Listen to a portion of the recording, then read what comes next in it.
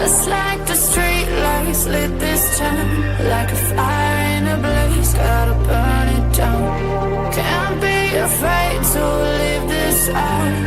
We got this far, don't know how. I see danger in your eyes. They know we'll burn down the night. Coming just like the sunrise. You know that we gonna let it out. Tonight, we gonna let it out. Tonight, we gonna let it out. Just like the sunrise, we gonna let it out.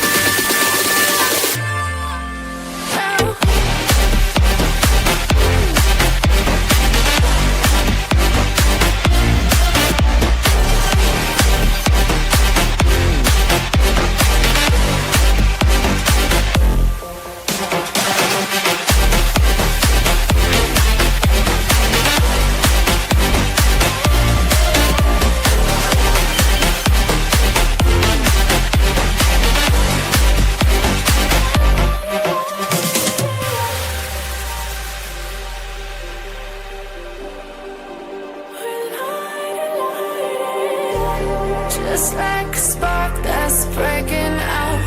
Can't make a stop, can't turn back now. We know that there's no room for doubt. No, we can't turn back now. I see danger in your eyes. They know we'll burn down the night.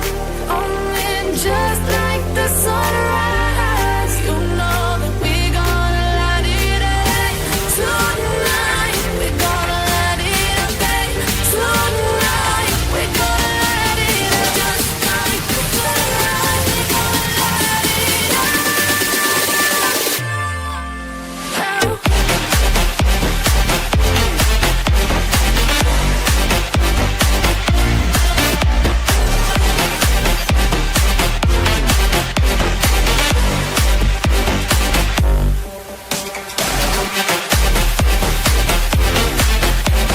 Ember. Oh, Ember. Miss Ember. Oh, great, Ember. Tell me what I'm doing. Hey, Ember. How you doing? Appreciate you, Ember. Love Ember. She's great. We will be yelling at Ember. Bottom of the barrel Ember bullshit.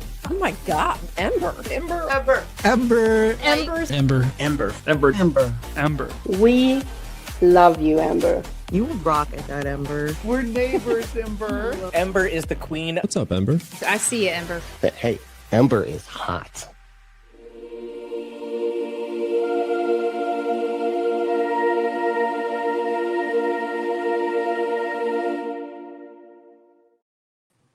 Hello, everyone. Happy Tears Tuesday, whatever. Second day of the week. One of those days.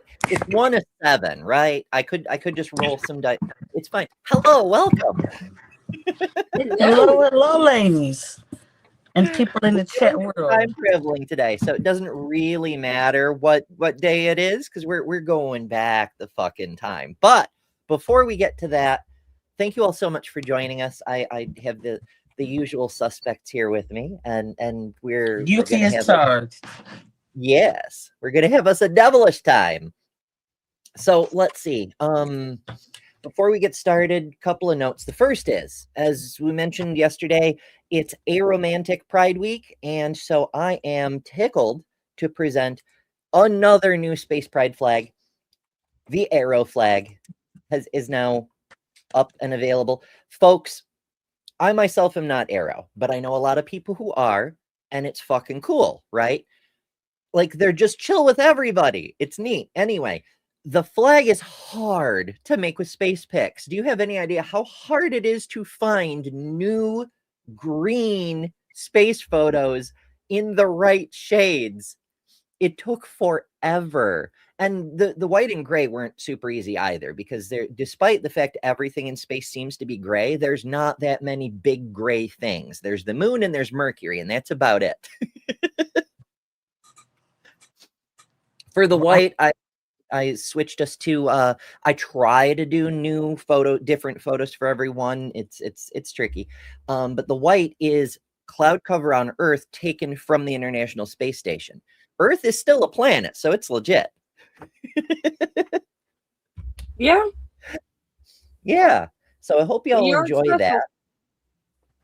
You know, spread the word, celebrate the Arrow people that you know, and you know, enjoy the image. Or if you want a physical copy, that's available for you. So that joins our selection of Space Pride flags. Of course, the main one, but also we have the non-binary, the trans, and the intersex so far. And I'm hoping to have a wide selection in time for Pride Month. But I wanted to prioritize Arrow because it's Arrow Week. So I yeah, do love that the intersex one is just like sun, like bright sun. I mean, yes. I love that. I It is know. a little weird nighttime. I know we're just blasting out our energy into space and things. It's what we're the light of the world, you might say. Yes, you are. You look amazing today, by the way. I I love know. that dress. I know. I was like, Thank okay, you. now I don't wear see this you. one so much anymore. I You I should. do really like this outfit, but I'm shape-shifting and it's been getting tight around the chest, but it has this extra strip of fabric down here, so it kind of adds support also. But also it's fabulous. So for fashion today, I thought we would do the thing. Oh, I just got on a t-shirt. Yay. I have a tank All top right, and a shirt. just a shirt. Yeah. Tank top and a shrug. It's Although, all as good. far as Pet, fashion you know. goes, spacey fashion too. I've got Ooh, a easy fashion. really cool shawl that I knitted, and all the dots on there are stars. Excuse the dog hair, but they're all stars. With like their accurate like rating. If you start in the very center, which is right there, that's actually where the North Star is, and then the little star things like that. Oh, I can't remember. It's like that right there is where big black holes are. Oh, nice. You I'm knitted a a nerd. star chart. Do what? You knitted a star chart. Yeah. As the northern hemisphere, and I will be working on the southern hemisphere as soon as I can get all the stuff. But yeah, I've got I think it's like the 9 or so biggest black holes, or like, let me rephrase that. It's black holes that like there's something noteworthy about them. They're not just black holes. And then I've also got Andromeda and Triangle Galaxy on there too. It's a really cool thing. If anybody ever sees me in person at one of the conventions, I'll make sure to bring it. You're gonna have to bring it to every convention. In fact, you may have to make copies. And you know, that's been a thing. People keep telling me, come to events and sell merch. And I'm like, right, but I don't have merch. Of course, now I do have merch, but it's like mostly pride flags. But like, first of all, travel is still hard. Second, to sell things at events, you have to have the things physically there. And that means inventory, which I also cannot afford to do. It's a fun idea, though. But I will say this. I'm not averse to the idea of franchising. If someone wants to give me money for the right to buy stuff from me to resell elsewhere, I will absolutely consider that. I'm trying to figure out what Sugar trying to do. Sugar, Oh my goodness. Yeah. Sugar the dog? Yeah. Okay. She keeps running in and out. But when I shut the door, she howls. So, Sugar. Yeah. Sugar's birthday's Saturday. Oh, okay. Yeah. It's not often we find out. Not always do we know Doug's birthdays. Yeah. I guess is what I'm getting. That's the day we claim her birthday, so it may not be. Oh, there's a South Korea, I believe, recently just changed their birthday conventions. They're by tradition, the moment you were born, you were considered to be 1 year old, and then you added one every January 1st that you lived through. I guess it made things easy, but everyone had the same birthday legally. Geeky thing about dog birthdays, Kip, which if you've seen her, pitch black, darkest dog I've ever seen. Can't see her in a dark yard. She's big, she's black, she eats everything. She is a black hole. Her birthday is on Pi Day. Fuck yeah. I keep trying to catch the Pi instant, but it's so hard because you need March 14th, 3.14. Well, we already missed the year. It would have been, well, it would have been 15, but assuming we leave off the first two digits, then 2015. So I got to wait for another 100 years, but details. Isn't it weird that we start with well, we do it really weird here in the US. We do month, day, year, which makes no fucking sense, but you know, and anything but the metric system, I suppose. Yeah. All right, before we get into it, I have to turn my heater down. What do y'all think? What do you know about the history of fashion already going into this? Some of the fashion trends, especially because like my knowledge base is mainly European history, and especially through like Renaissance and further up on some of the dresses and stuff were just like, why would you wear that? And it just, there's sometimes where it just got more and more ridiculous, and then the next era, you would see it get pared back way back. So you didn't have these big, huge, I forgot what they're called. But basically, you didn't have the big, huge, like, poofs on the side of you like there was in the French court. Well, it turns out it's not entirely the French to blame for that, but we'll get to that as we go through the show. No, but that's where it was very popular. A lot of times I think it had to do with the royalty and what they wore. So everybody else wanted to wear what they wore. Because there was some crazy things during the Victorian age. I think didn't they wear like a pesticide or something, but they didn't know it was it was arsenic, and it was or it was Shields green, because they really like the color green, and it is a gorgeous color green, but it had so much arsenic in it. Okay, I knew it was something because I know they had one thing where crazy way to die, and a lady went and stole the dress from the resale shop, but they wasn't trying to sell it. It was just for display. And she ended up wearing the dress and ended up dying. I hate when that happens. There's actually one story.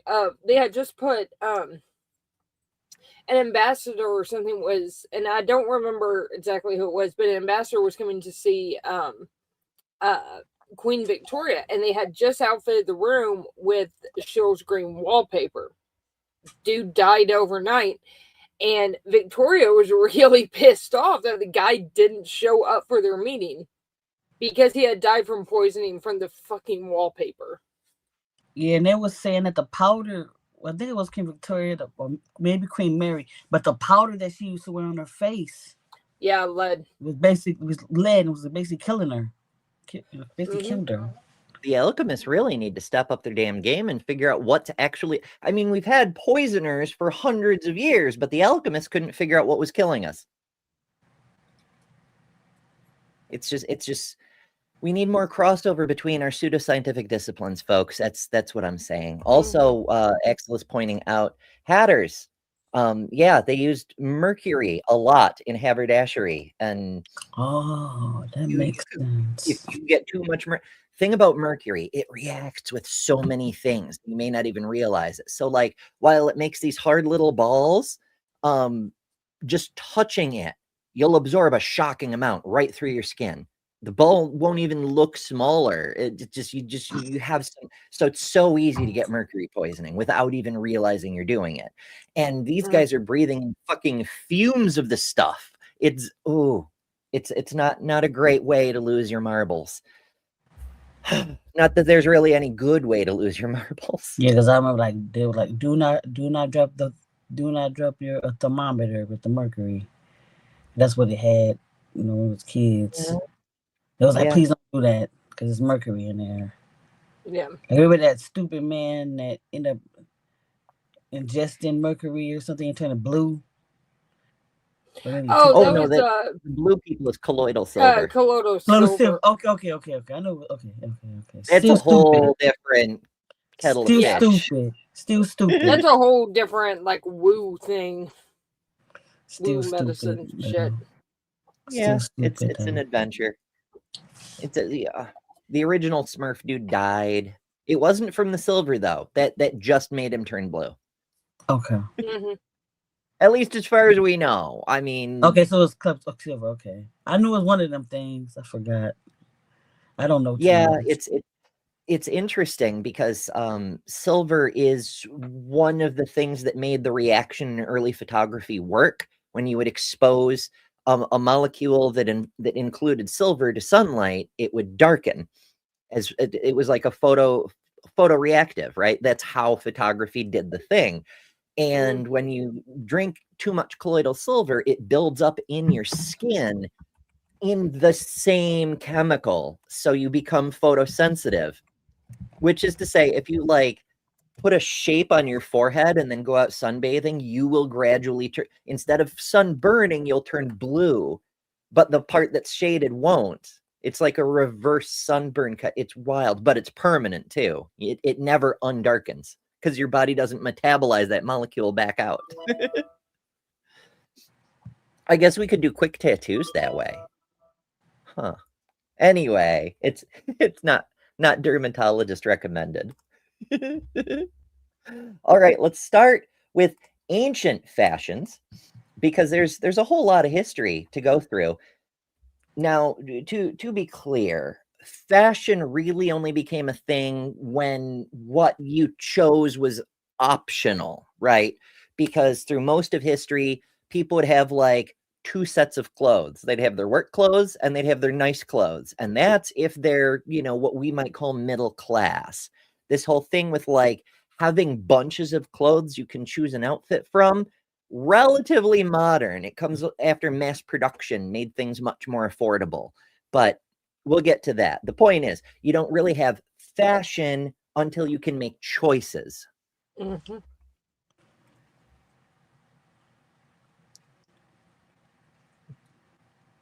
The screen didn't pop up. Hold, please. Do. There we go. Okay.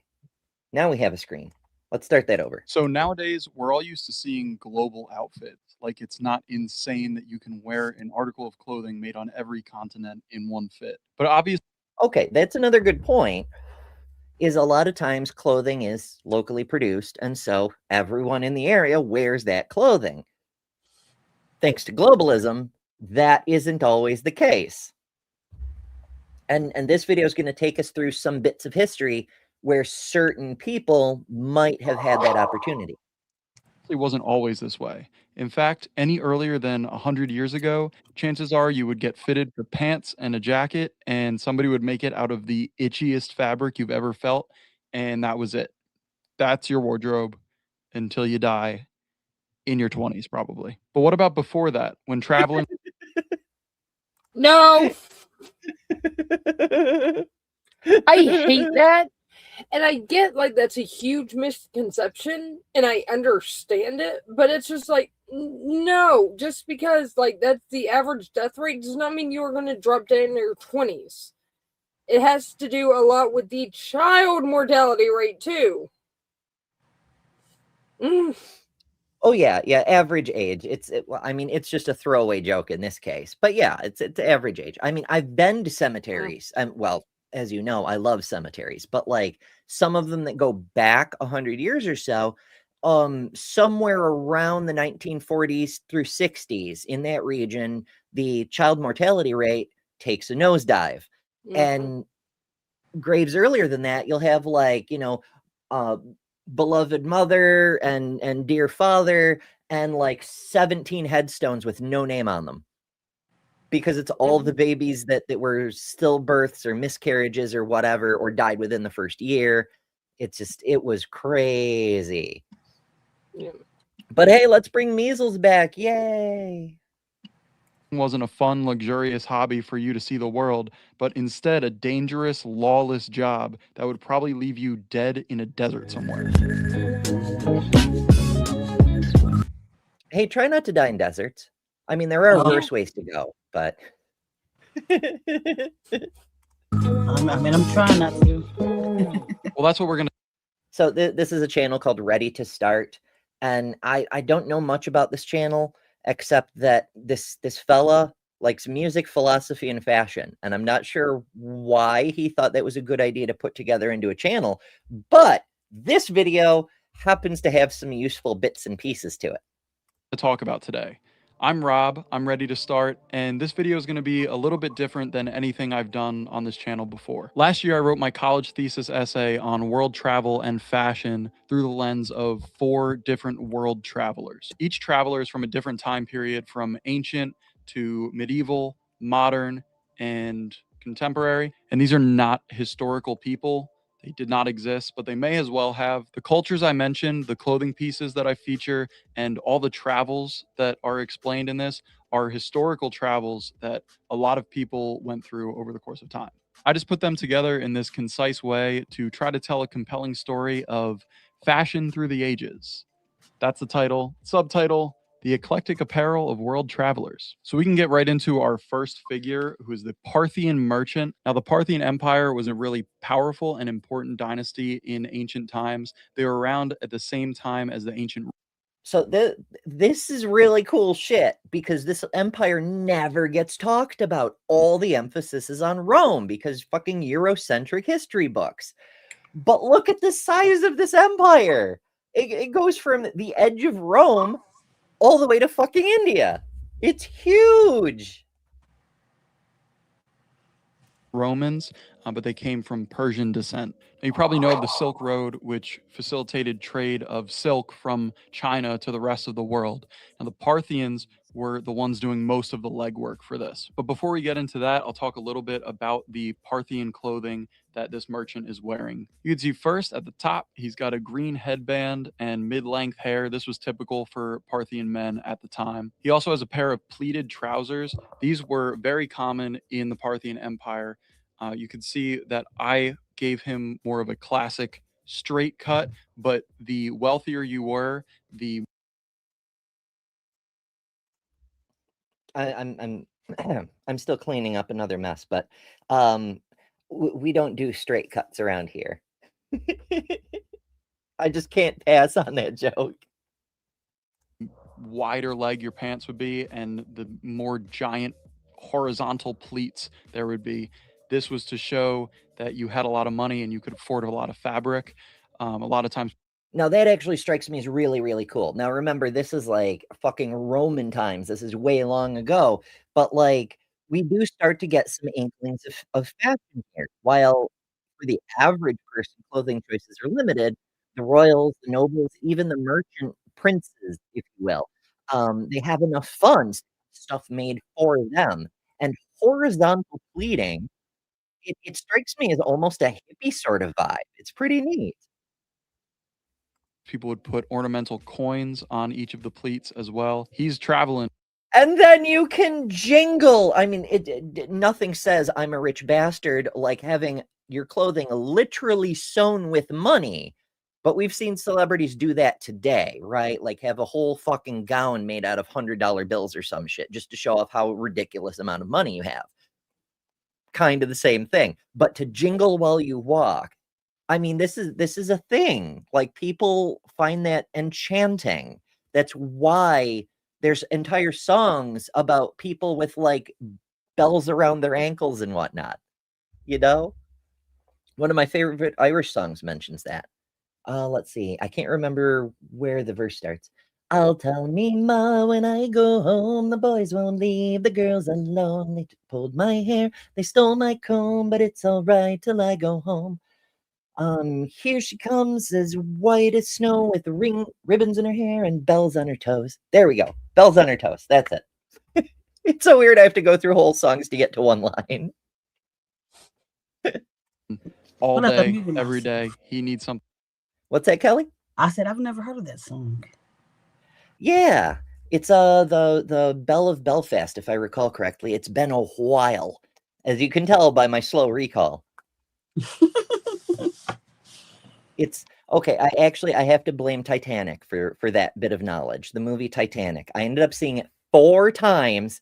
I got stood up all 4 times. So one time I watched it with a friend because we were supposed to go on a double date, but whatever. I ended up not being with a partner all 4 fucking times. I wouldn't have But stood you up. I would have came all 4 times. I How dare they appreciate stand you up? I would have not did that.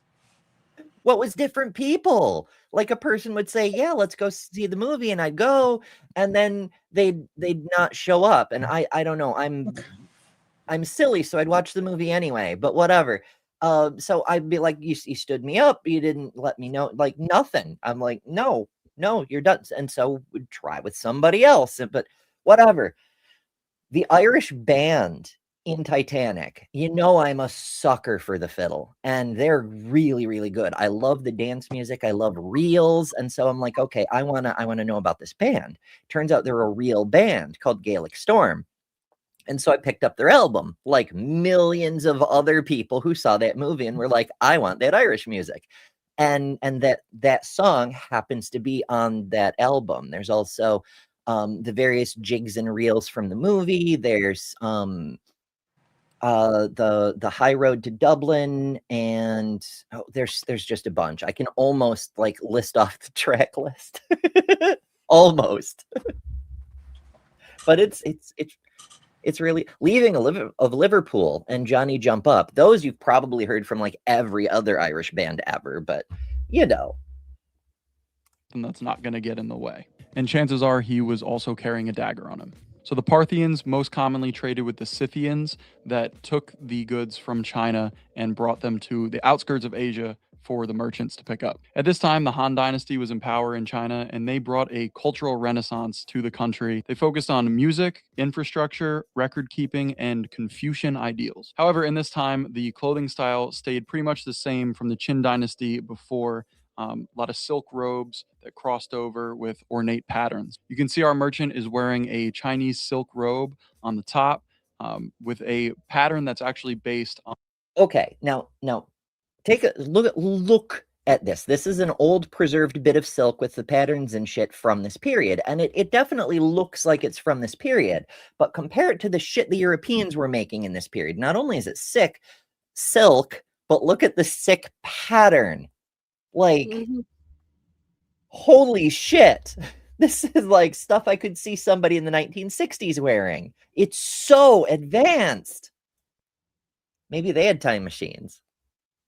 On a historical garment, piece of fabric that was found from around this time. A lot of the travel that he was doing would either be on the river or on the back of a camel. He'd bring these goods all the way from the east to the west and trade with Roman goods of value as well. You can see a couple Roman clothing pieces that he has on. First of all, the boots, or known as gallicae in Latin, are a closed-toed shoe that came from Gaul originally. And the white cloak that not to be confused with the sandals that a lot of folks were wearing in the region at the time, for a few different reasons. Heat distribution, but also it's a lot easier to get a stone out of your shoe if your shoe isn't closed. But if you're worried about stuff falling on your feet, then maybe closed shoe is a better way to go. There's pluses and minuses to everything, but there's a very good reason that boots were invented, and maybe he'll mention that. He has on over his silk robe is an equestrian style Roman robe. I figured out of all of the various styles of cloaks that the Romans wore, he would definitely be going for the equestrian because that's what he's doing every day. So that wraps up our first traveler. Well, I mean, just because you're traveling a lot doesn't necessarily mean you want equestrian, but yeah, cloaks are super useful. People are like, oh, it's an extra heavy layer of fabric, hot desert sun, yada, yada. It keeps the sun off of you as long as it's open so the heat doesn't build up. They can be really, really handy. Also, if you do get bad weather, if you have a cloak with a hood, then, I mean, just the cloth alone, not going to do much. Heavy cloth will give you some rain protection, but then once it gets wet, it becomes like 500 pounds. What you need to do is like rub oils and fats and shit into the outer layer to make it waterproof. It's not that, it's a little gross, but it doesn't take long, and it's really worth doing. The Parthian merchant. Now we're going to focus on the Viking warrior. It's actually more accurate to say that this traveler is Scandinavian rather than Viking. Viking comes from the Old Norse word vik, which means to be on the warpath. A big inspiration for and our Scandinavian friends in chat can confirm or deny that if you wanna. It's not super important for the nature of the video, but this character was a grave in Birka in Sweden. For years before, this gravesite was shown as a prime example of what a high-ranking Viking warrior burial looked like, and it wasn't until recently that they realized that this person is actually a biological female. You can see the Scandinavian as opposed to a cybernetic female or an artificial female or what. I don't know why people say biological, like it's included in what you're talking about. It's so wild. But yeah, women could be warriors because pre-colonialism, gender was a lot more expansive, especially in the less Christian areas of Europe, but never mind. Scandinavian articles of clothing that she is wearing are obviously her weapons, her sword, and her axe, as well as baggy pants and leather boots. You can also see her tasseled cap indicates that she was a cavalry commander under the immediate authority of a royal war leader, which means she was a leading member of society. Now, Viking travel was mostly done through their long ships that could fit down small streams and shallow rivers that nobody else could travel on in the water, and they would use. Well, I don't know as I'd say mostly. I mean, international travel, it's certainly easier to get around on a ship, but the Scandinavians weren't averse to walking. Remember, what we today call Moscow was originally founded by Scandinavians who were creating their own overland route directly to Persia. They were like, this seems like a good place to build a city. These boats to trade with and also raid European societies. One of the cultures that the Vikings focused on raiding and also trading with was the Byzantine Empire. The capital was, of course, Constantinople, that was known for its thriving bazaars and multiracial population. This influence also reflected in their clothing, although typically women's clothing was loose-fitting to preserve Christian-inspired modesty. Now, lots of layers.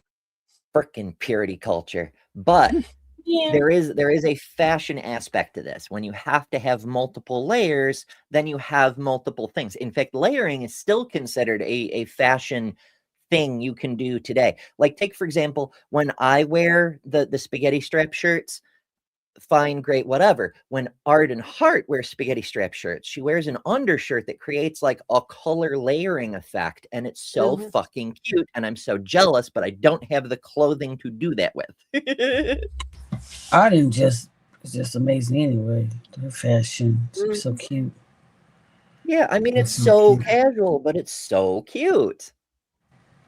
Of loose-fitting clothing is not really conducive to a warrior's lifestyle, so I decided not to give our traveler any clothing pieces from the Byzantine Empire. However, she is wearing some golden armbands on her wrist that have intricate enamel inlays and were popular in the Byzantine Empire at this time. She would not be wearing these into battle, but because they are gold and elaborate, it is likely that a Viking would take this on a raid. Now, the furthest east that Vikings were recorded traveling at this time was into Baghdad, which was the capital of the Abbasid Empire at the time. The Abbasids overthrew the Umayyads and really focused on trade, art, and science, and generally. Now, if you're going to overthrow an empire, now remember, we had a completely different empire in here earlier, and now there's this empire that overthrew the other empire. That's sort of Persia's history, right? Like, it's always some empire overturning another and ruling for a couple hundred years. And nobody got too worked up about it because eventually somebody else would come through and overthrow them. But if you're going to overthrow an empire and your platform is science and art, you know, we could do worse. I kind of wish an empire like that would show up here. I know, take over, please. Yeah. Speaking, the further away from home that the Vikings went, the more likely they were to trade than raid. Now, the general clothing style in the Abbasid dynasty was layered linen, gender neutral garments. Also at this time, around the 8th century, Muslim men. Now, to be clear, I don't know super much about this empire, but I do know that in history, usually when we run into gender neutral garments, it isn't because of some kind of social justice movement. It's because it's easier to just make garments for everyone. You know, it's either an efficiency thing or it's a poverty thing. And whichever it is, it's not because there's social equality. It has never been because there's social equality. Started to wear turbans. Our traveler is wearing a knee-length kamis, which is the collarless shirt that is embroidered around the collar based on a historical piece that I'll show here. Our next traveler is the French fur trader from the early modern period, about the 16 or 17. Early modern. I mean, for certain values of modern, sure. But remember, we're picking our traders and travelers because they're the kind of person who may have a variety of stuff from a bunch of places in the world. And so you need somebody who's got like the probability of international cross associations and direct trade kind of stuff. 1700s. At this time, Louis XIV was the king in France, called himself the Sun King, instituted an absolute monarchy, and this absolute power led to a lot of regulation in French life of publishing, trade privileges, permission to hold most jobs. Now, the middle class of France grew tremendously at this time, which led to. Now, this is an interesting factoid from history. It's unrelated to fashion directly, but the fact that he took what had been a long-running monarchy and where there was like assent of the nobles and shit was necessary, and he's like, I'm absolute monarch now, everybody needs my permission for everything, and yet instituted policies, or maybe just because of the effective nature of the situation, there was a lot less politicking in the same way there had been before. Of course, there's always politics at court, but it changed the nature of the game. Whatever, the middle class started exploding. Like, they had a middle class coming out of the Dark Ages. That was a new thing. You know, you had your nobility and you had your peasants. And I suppose they are the middle class because you've also got like the serfs and other servant types. It was almost a caste system, really. But whatever the reason, the middle class, the trader class, the merchants and craftspeople started exploding under Louis XIV. And yet it was an absolute monarchy. Curious.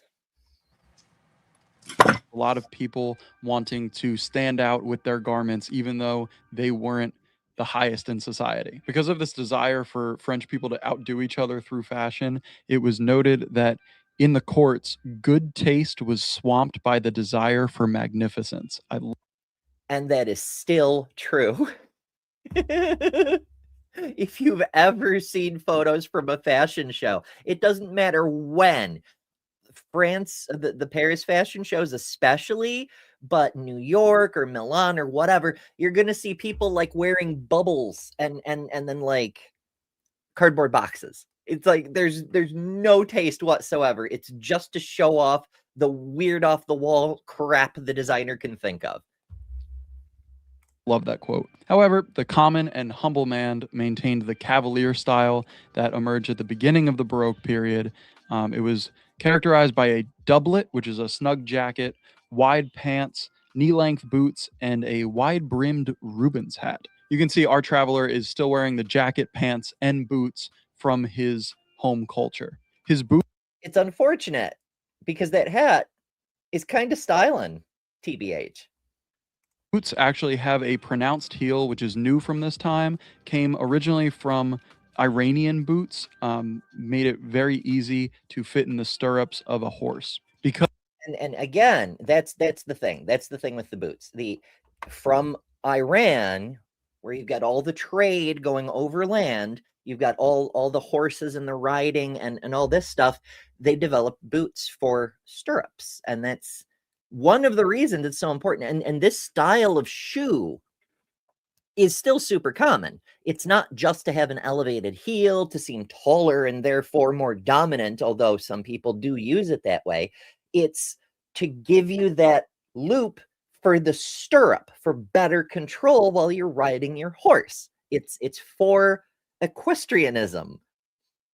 It just doesn't get used that way. It's you might say it's the first poser cowboy kind of thing, but also chunky heels like that, so useful. In the stirrups of a horse. Because Louis XIV had long hair and a clean-shaven face, this became the norm in France at the time. You can also see he's wearing a Calls him clean-shaven, shows a picture of him with a mustache. Whatever. steel sword for his self-defense. I mean, okay. There is a certain fashion to facial hair too. Like, don't get me wrong. I love the, old sideshow boxer meme with the twirly mustache thing. It's some of the shit guys can do with their facial art, their facial hair art is wild. There were photos from a beard competition a couple of years ago where one guy made Cthulhu off of his chin. It's fucking nuts. But for the most part, it's just kind of there. Now, this is around the time that North American colonization and all the awful things that came with it started. Our traveler specifically is trading beaver furs with the Native American people in modern-day Quebec. He would be doing most of his trading with the Algonquin people that lived in Quebec and Ontario at this time. Algonquin and Algonquian are not the same. Algonquian is a linguistic group. This is a specific group of people that were the Algonquins. Accessories in Native American culture. You may have heard that pronounced as Algonquins, but that's because we're Americans and can't pronounce things. Actually, I have no idea who's right, because I'm pretty sure, just like Iroquois, it's the Europeans' name for the people, not necessarily what they call themselves. The Iroquois are the Haudenosaunee, Were adorned with wampum, which are small beads that would be put on necklaces, chains, and belts. Our traveler is wearing a wampum belt strewn across his shoulder with a depiction of an axe. This is from an actual... If it's a belt, then he's wearing it wrong. Just throwing that out there. Algonquin artifact from 1671 that were found in Quebec, and the purple beads are made from clamshells, and the white beads are made from whelk shells. This is traditionally... We do love some purple beads. Never mind. A ceremonial item, which indicates that our traveler has immersed himself in the Algonquin culture. One of the main places that these beaver furs were traded to was Russia. They had this trade secret where they were able to remove the coarse water repellent furs from the beaver pelt and just leave the soft fur.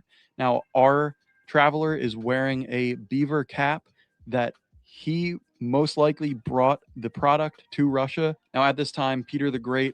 Okay, I get why people would want like just the soft fur, but like if you remove the water repellent part, that's the entire reason you have the thing.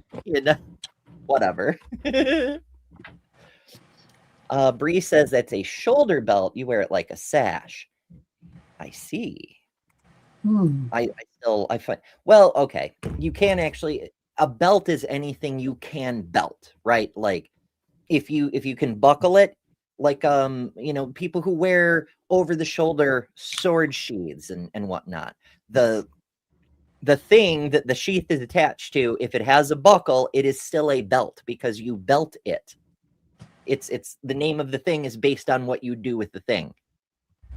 So it is valid, I must admit. Of House Romanov was the Tsar of Muscovy, which is known as the Principality of Moscow. This territory... Well, the Grand Duchy of Moscow, but it's also worth noting that in the roundabout this era, I'd have to look up the exact dates, but French was the court language of the czars because they didn't want the commoners to understand what they were saying, and French struck them as the most elegant language when they made that choice. Which is kind of fun because that set the stage for French spies to infiltrate the Russian court. And we get so many fun stories about that. The story goes all the way from Poland to the Caucasus Mountains in Asia, to the Pacific Ocean, down to Siberia. It was a huge empire at this time. Now, our last traveler of the contemporary age is the American hobbyist. You can see they're decked out in all modern clothes, so this one will be fun. Now, I wrote this person into the reality. Now you can tell this person is from 2020 because they're still wearing a mask. Like there are still people who wear masks, but like most Americans are just like, if I die, I die. Honestly, I think that kind of Reality needs of to be the- normalized. If you're sick, wear a fucking mask. Yeah, that's what. Yeah, exactly. My oldest has several masks. Okay, so during 2020, to try to encourage people to do the thing, I produced a fashion show specifically for masks, right? Like we had 3D printed masks, like with the heavy filters and shit, where you just change out the filter every so often. We had some of your standard masks that people had handmade art on. We had like fabric that we'd had like images printed on and then cut out and sewn, and like it was all different levels of production. But we were trying to show, like, there's some masks that also kind of doubled as scarves, so you could make them part of your outfit. And we were trying to demonstrate, like, people shouldn't be fighting masks because it's a new accessory and we can use it like an accessory. Mm-hmm. Tell me I wasn't. I'm just looking back at past Ember and I'm like, yeah, she's always been a little fabulous, hasn't she? Anyway. Always. But I mean, people didn't really get into it. They were like, ew, a mask fashion show. Are we celebrating that people are dying? And I'm like, I'm trying to keep people alive, but thanks for commenting. But I mean, it's just people don't like change. You have to like sell them on the value of the thing. And apparently you can look amazing. And I mean, for guys, it's a huge win for guys. You don't have to shave every day because no one can see your face. Mm-hmm. You can be lazier. It's a value. You can have pockets, tiny pockets, but you can have pockets. Oh, well. Pockets are good. Yeah. 2020 pandemic. She is a American citizen that is from East Asian descent. She is half Japanese and half Korean, but she's never gotten the chance to explore outside of the United States. So now with increased remote... So she's not actually an international traveler. She's an American. Details. Remote work, she's not tied down to an office and she's able to travel. Even though it might not be the safest to travel, she wants to take this time that she's not stuck in an office to go to see Asia. She is from Minnesota. I wanted her to wear some Red Wings, so I made her from the home state of Red Wing boots. She's also wearing... I always thought Red Wings were from New Jersey. Maybe I'm silly. I'm probably silly. Wearing a hoodie that's just a random hoodie that unfortunately was most likely made you taking advantage of cheap labor. Another big difference is that our so it's from China. It's a mass-produced hoodie from China. Traveler from 2020 is not carrying a weapon on her, mostly because you cannot take weapons through TSA if you're planning to fly to a different continent. A lot of the work that... Well, first of all, you just said she's not flying to different continents, but second, TSA is not actually all that good at detecting weapons. There've been a few studies on this, but never mind. It used to be done through traveling alone is now done remotely, and the people traveling are doing it for fun. Now, the first step of her trip is to Japan, where her father's family is from. Now, to jump right into Japanese denim, in the middle of the 20th century, the Japanese culture was exposed to the American way of making denim through selvage machines, through loom machines, made a more durable product. Unfortunately, in the US, when jeans became more of a fashion item than workwear, they went away with this manufacturing process pretty much entirely. So Japan picked it up. So well, there's jeans, there's denim, there's dungarees, there's a whole bunch of different. I mean, hell, now we have jeggings. I love those. I love leggings as much as the next girl, but like the leggings can just be leggings. It's okay, you know. I like the jeggings. I wear all of them. Jeggings are awesome. You know, I got tight jeans comfortable. on, but I don't. It's just leggings. They're like, oh, them tight, and they're just leggings. yeah. Well, that's the cool thing is they're stretchy. So like when your body changes shape and shit, it can still fit longer than most other fabrics. So that's a plus. When our traveler arrives in Tokyo, she takes a trip around the city and finds the Momotaro storefront and is amazed by the quality of the jeans that she finds. Momotaro means peach boy, which comes from a traditional Japanese fairy tale where a boy was born into an elderly couple who regained their youth from a peach they found floating in the river. After the leg of her trip in Fountain of Youth kind of peach, or like a stand-in for some kind of HRT? I was like, oh, is James the Giant Peach? It was just a giant peach. He was hiding inside. Yes.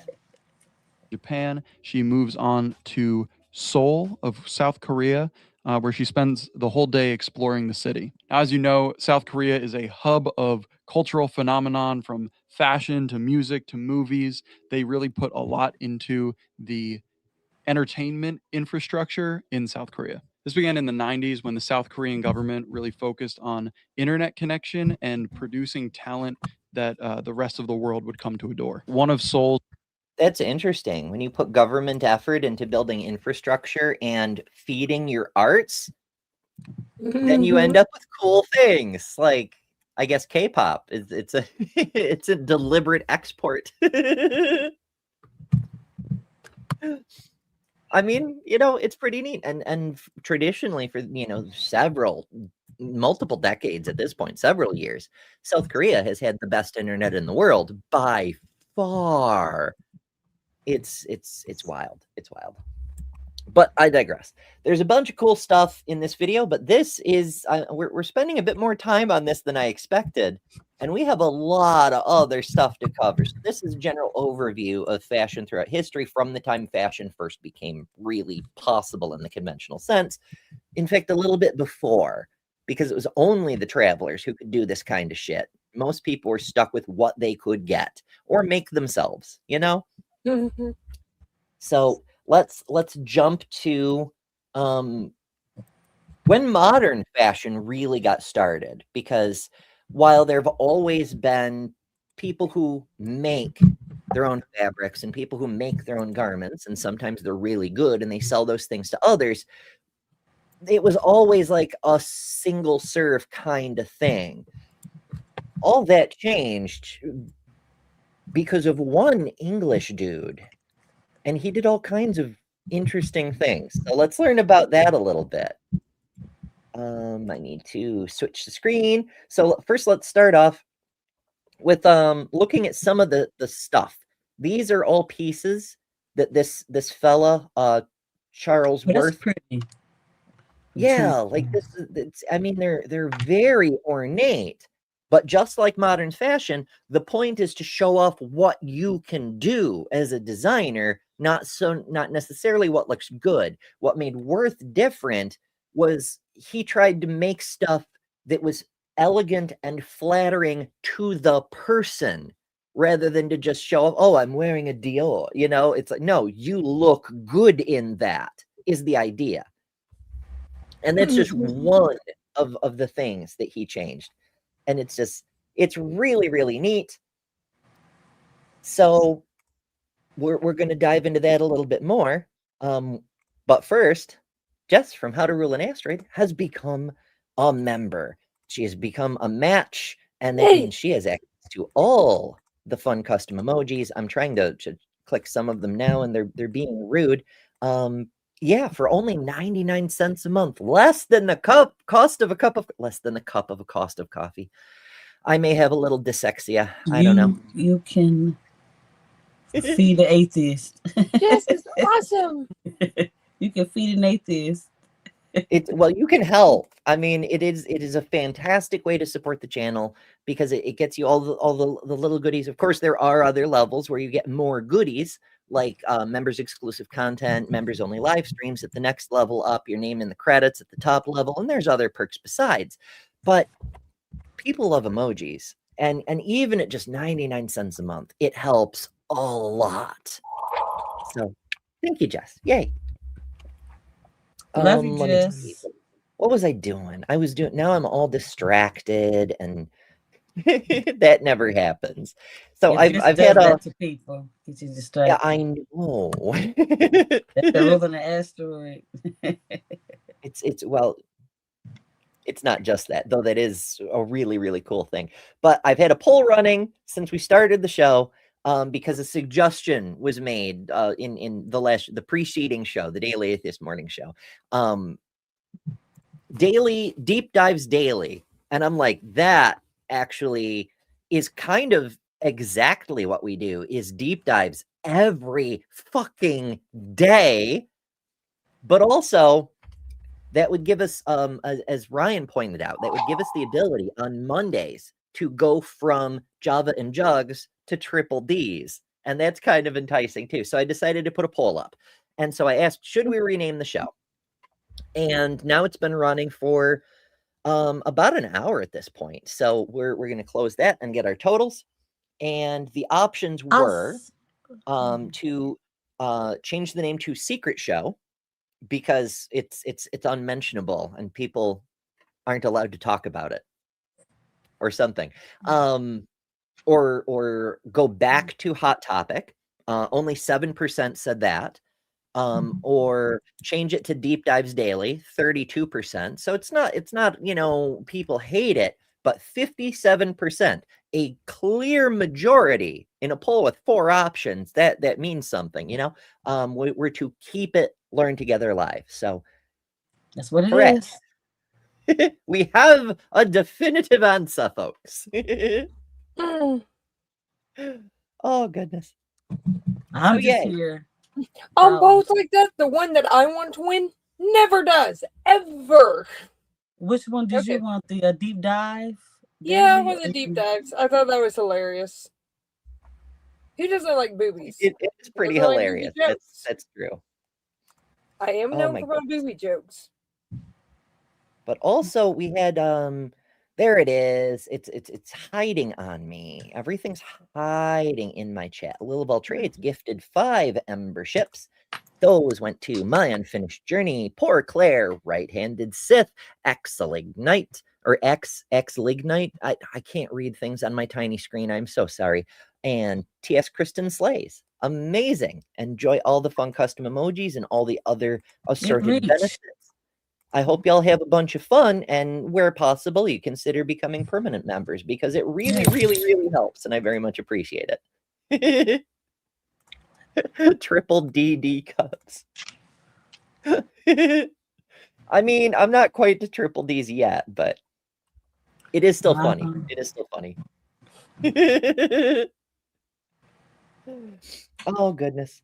All right, so let's learn a bit about the good Sir Charles, a man of worth in the fashion industry. The story of Charles Frederick Worth, the man who transformed from a tailor into the emperor of fashion. Imagine this. The year is 1825. So we do have some AI images mixed in, and I'm pretty sure this is an AI voiceover, but we are going to get some useful shit in here. A poor English family. At just 11, Charles begins working in a fabric printer's shop, and by 13, he's employed at a prestigious London department store. There, he doesn't just sell fabrics, he absorbs art, studying paintings in museums to understand how fabric drapes across the human form. At 20, with pockets... So, as we've mentioned many times in previous shows, art improved greatly towards the end of the Renaissance. And it turns out that's really important for a bunch of different reasons. One of them is people who work in textiles figuring out how fabric fits humans. Because fashion isn't just clothing, it's also art. And that's what makes it so fucking exciting, is because you can do anything because it's art. And it's a way to not just express your personality, but to say something or show something or try something different, or play with colors or change your damn shape. For instance, like I mentioned at the beginning of the show, because this dress has this extra strip of fabric, it gives a little bit more support. Like, you can do different things. It's so cool. Full of ambition and not a word of French, he sets off for Paris, his only capital, his talent.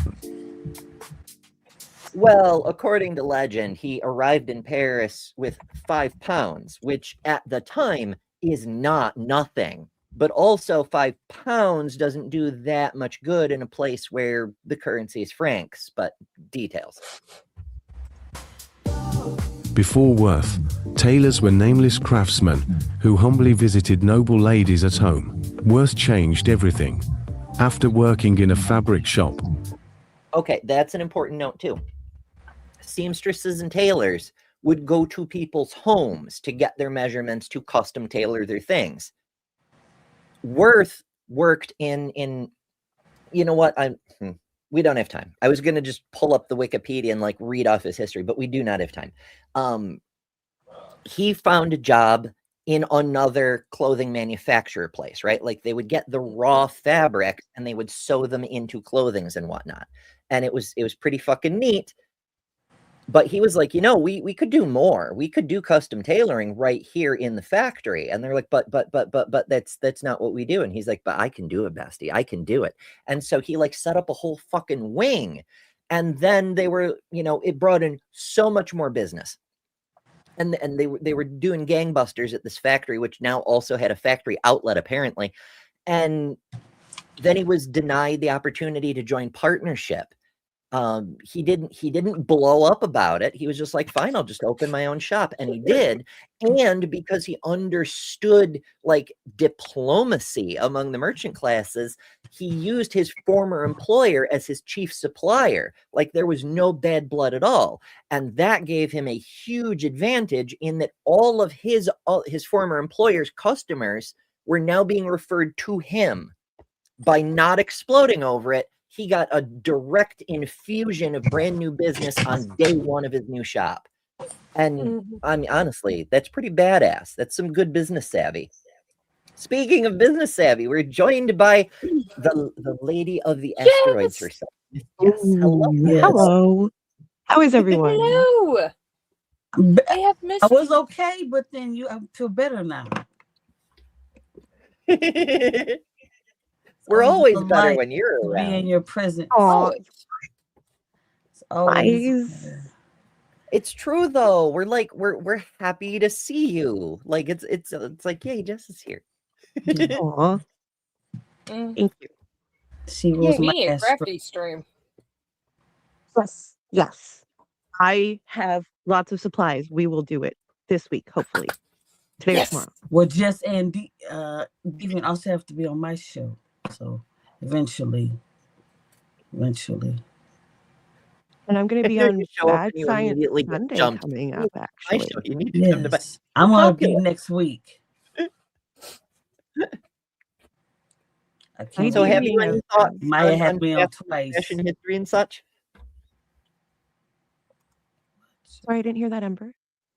Do you have any thoughts on fashion and fashion history and such? My interest in like fashion history is like looking into what breaching is and how we've changed socially with what clothes go for which genders and how we show that gender to people. And I think breaching is a really interesting example of that. Yeah. I worry what the hell you want to wear? That's what I say. Because like there's the poor people, it's another class divide, right? Because like the poor people are stuck with whatever they have. The middle class people are starting to diversify their wardrobes and flex on each other, but at the same time really flexing on the lower classes. And then the nobles just get completely out of hand. They're like, I'm going to wear something completely impractical just to show I'm richer than all of y'all bitches. You know, it gets weird. I don't care for that aspect. He opened his own house of fashion, a true temple of luxury, and he made clients come to him. He was the first to... Right. That's why I started saying that. With the exception of the royals, because, you know, they're the royals. And this is weird because this is post-revolution France, and yet they have an empress. What happened? Well, Napoleon happened. This happened to be during the time of Napoleon III, and his wife was the empress. And then, like, the last little while of her reign, she was the head of state. So she, like, truly ruled France in her own right. You know, it's weird history stuff, but it's also kind of cool in some very specific ways. But regardless, when you have an empress, you go to her place, you know. But for the most part, this was a new thing, was having people come to him. And by doing it this way, he had a bunch of additional possibilities. Like, he could show off samples of his other work. But this is another innovation. Instead of having like crappy mannequins, because this was before we could make like plastic molded mannequins that look like real people, we had the crappy mannequins that were just like vaguely human shaped, or you could have real people. He hired real people to wander around his shop wearing his work to show off what he could do. And it sold a lot more things. People were like, oh, I love that. Look, I love that. Look, I love that. You know, that sort of thing. It was a great idea. But also, as a direct consequence, he invented the entire modeling industry. Those were the first professional models. These people that he paid, and not just girls, but like men too, because he would do tailoring also. These people who were paid to show off the clothes. And he started doing fashion shows. He'd be like, behold, my new spring collection, you know, stuff we still do today. He started that, and he paid real humans to do things. It's fucking great. I don't know.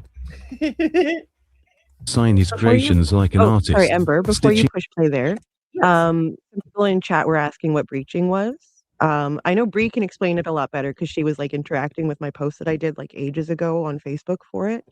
But breaching is essentially a thing that you did in the upper class, was that young boys would essentially wear dresses until they became of age, where they moved to having trousers. And it's so well documented, because you can see, if you go to art galleries and stuff like that, you'll find pictures of children going through breaching and everything, where they transition from dress to pants. And it's something you'll see in a lot of royalty, in regards to, again, showing how much money they've got, as to the fact that they can do that. And I'm sorry if I am echoing. I can't wear headphones. I do apologize. It's not you. It's when another speaker picks, or when another microphone picks up what's coming out of the speaker. I have to do the same thing because I can't wear headphones. So I have to like very carefully balance my microphone volume with my speaker volume. And my computer likes to turn up my microphone without asking, and it had been creeping upward again. It's very rude. What's not rude is Jester sends a super chat for $2. Thank you, Jester. And says, please check Discord. YouTube doesn't like comedy. Okay, I will check my Discords, which I don't often do during shows, but let's see. Oh, I guess YouTube wouldn't let Jester put through a chat, which is it's in quotation marks, so I assume first person says, I have 5 pounds, and the second person says, frankly, sir, I don't give a crone.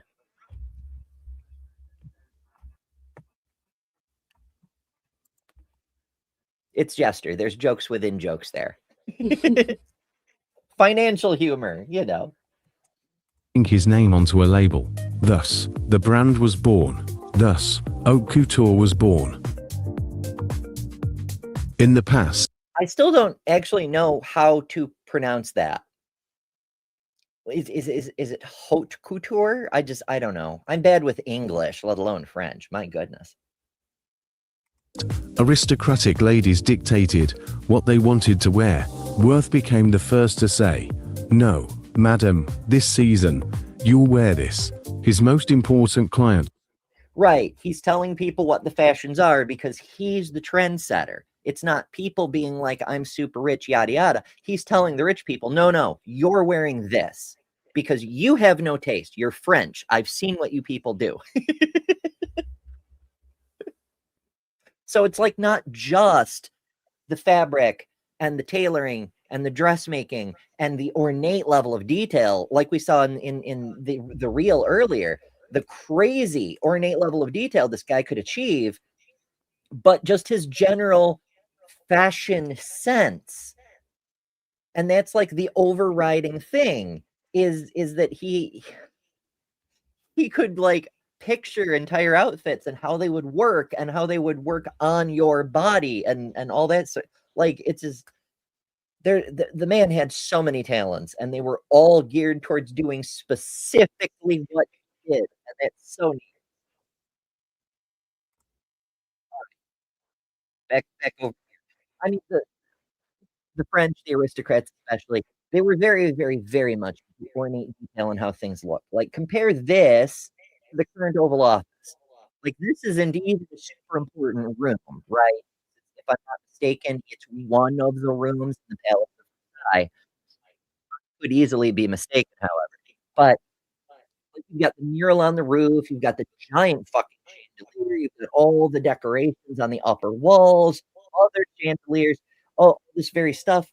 Like it's busy. There's a lot going on, but it's not, well, it is a little overdone, but it's not gaudy the same way the current Oval Office is gaudy. You know, there's like a style to this as opposed to just trash everywhere kind of, you know, it's from Home Depot. The Oval Office looks like the Oval Office looks like Liberace threw up in it.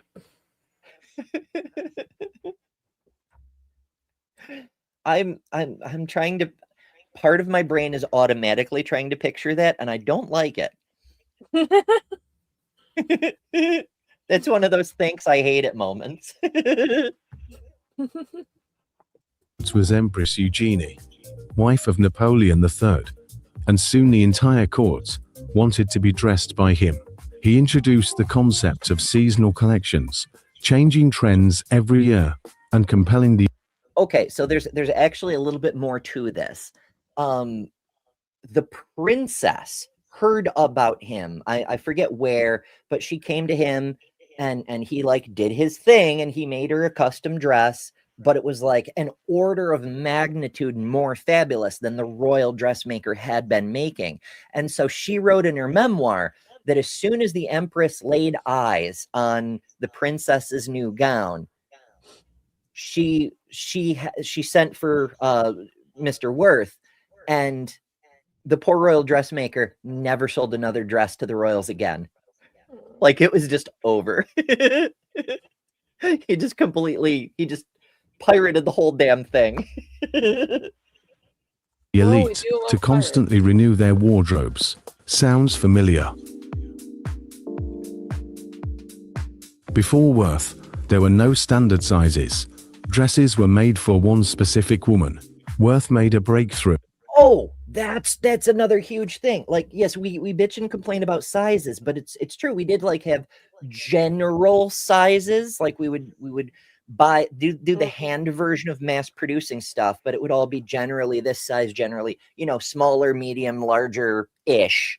There's a lot of variation, but he came up with the idea of taking certain designs and not the unique one-of-a-kind pieces he would produce for the super rich, but like taking generalized, reproducible designs and having staff reproduce them. And he created sort of an assembly line. He would have like one seamstress whose specialty was sleeves.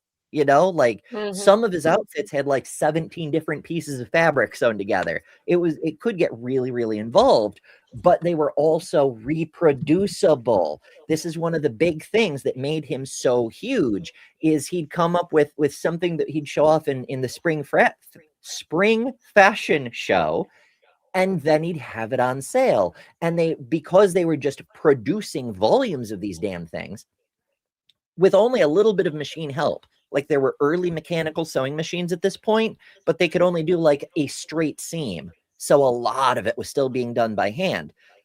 And it took a while, but like they were producing piles of this stuff. And so they did it in different sizes. And so they'd like take your measurements and they'd be like, okay, you're a size 2 or you're a size 8 or whatever. And then they could just hand you a thing that would fit you. Basically, it's not the same as a tailored outfit, but pretty damn good for public use, you know? And that was another one of his fucking innovations. This man, maybe he had a time machine too, and he was peeking into the future. Because like there hasn't been that much innovation since, at least as far as the general way the fashion industry operates. He created standard mannequins modeled after the measurements of his best clients. He also found his muse, a French woman named Marie Vinette. She not only modeled his gowns for clients, but later became his wife. Marie was the world's first fashion model, a true house model. Thus, Worth transformed the fashion presentation into a performance. We do love to see a spouse being supportive of their partner's artistry. It's really neat.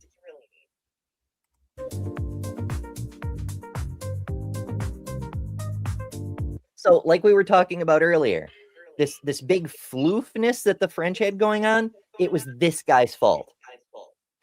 It was this one English dude. Like they were already doing some interesting stuff with corsets and whatnot in France at this period, and they had been since the kings were around. But like this guy comes up with the bustle. He's like, we're gonna modify. First of all, we'll make the hoops to do the thing, to make the big wideness and whatnot. But then also we're gonna like modify it to make it just be the back end, and like it's wild, but it works too. Like this was like a whole period. It was an era in fashion, and some people do still wear these today because by accentuating in a spherical kind of way a person's curves, people realize it's not their real curves, but it's not meant to be. So you don't get that uncanny kind of effect, but it really enhances the look of the waistline. You know, you're like, oh my goodness, you look so much more petite with that big fucking thing all around, you know? My people are extra Ember. How many more Embers do you know, Helen? I must meet these wonderful people. You are the greatest Ember, though.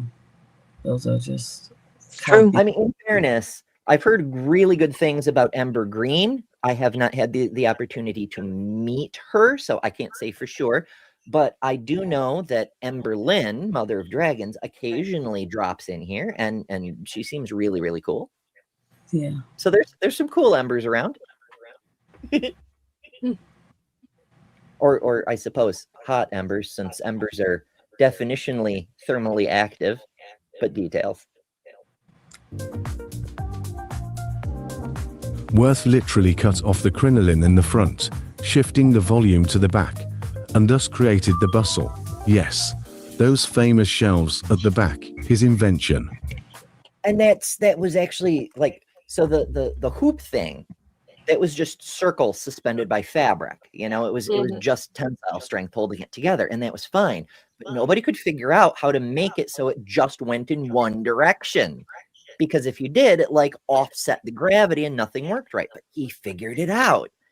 And then we had all kinds of other crazy shit. Like there was one dress that I saw in a museum. I mean, I didn't go to the museum, but I saw images of it because I don't get to travel as much as I'd like, or nearly as much as I used to. But I digress. It went straight out to the sides. It like made you a wall, which is great for personal space reasons, but made it harder to get through doorways. Charles Frederick Worth died in 1895, but his legacy lived on through his sons, and his business model became the gold standard of the fashion world. Is there like dubstep music? I don't know. It's like a weird double sound thing. Yeah. I mean, I do kind of like it's almost elevator music playing in the background, but it's a little more jazzy than your average muzak. So I don't know.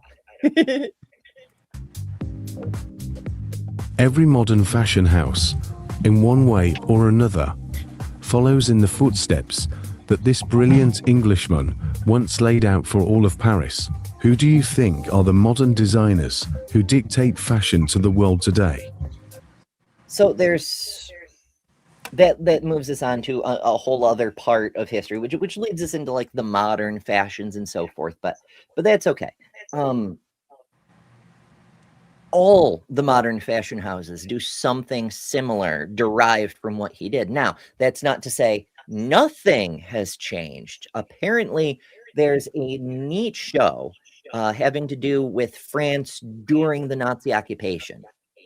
Because like a lot of the highest level fashion designers, Dior and Jaja and a few others, they stayed in Paris, and like they kept working, but in sort of a subversive kind of way. And then when the war finally ended, they like exploded fashion onto the post-war newly industrialized scene. It's like it's a whole thing. But that's more like using fashion as a political weapon, which is also really cool, but not the thrust of what we're doing today. So we do have a little bit more. As always, I over prepare and we don't have time for all of it. I should just one of these days I should just do like an all-day stream and like completely go through a whole subject until I am satisfied. But for the time being, we're stuck with the leave them wanting more model of production. So I do have one other thing I want to get to. This is 100 years of fashion starting in the 20th century-ish, from flappers to present day. So it wouldn't be a full recounting of the history of fashion unless we talked about recent history too, especially since most of fashion happened in the last 100 years or so, for the reasons we've detailed throughout this video. That ancient people couldn't really do fashion. More modern people, they needed certain discoveries. And like with most discoveries, like most progress, it depends on other things becoming available. Like we couldn't have microscopes until we figured out how to grind our own lenses, for instance. You know, each thing depends on preceding things. We're taking a look at a century of fashion evolution from 1920 to 2020. Okay, ladies, do I have a fun video for you today or what? First, I just have to mention, I love history, and fashion history is no exception. And I've noticed whenever I share tidbits with you on other videos here on YouTube, from when the pencil skirt came into vogue, or maybe it's the backstory of the Canadian tuxedo, I always receive many, many positive comments. I was still muted. The backstory of the Canadian tuxedo. That's like just a throwaway line, but I'm really curious. Jess, do you know anything about a Canadian tuxedo? No, I am equally curious. We must find this out immediately. It's all denim. Yes. Denim from head to toe. Denim? Is it? Yep. So sorry, guys. I'm so sorry.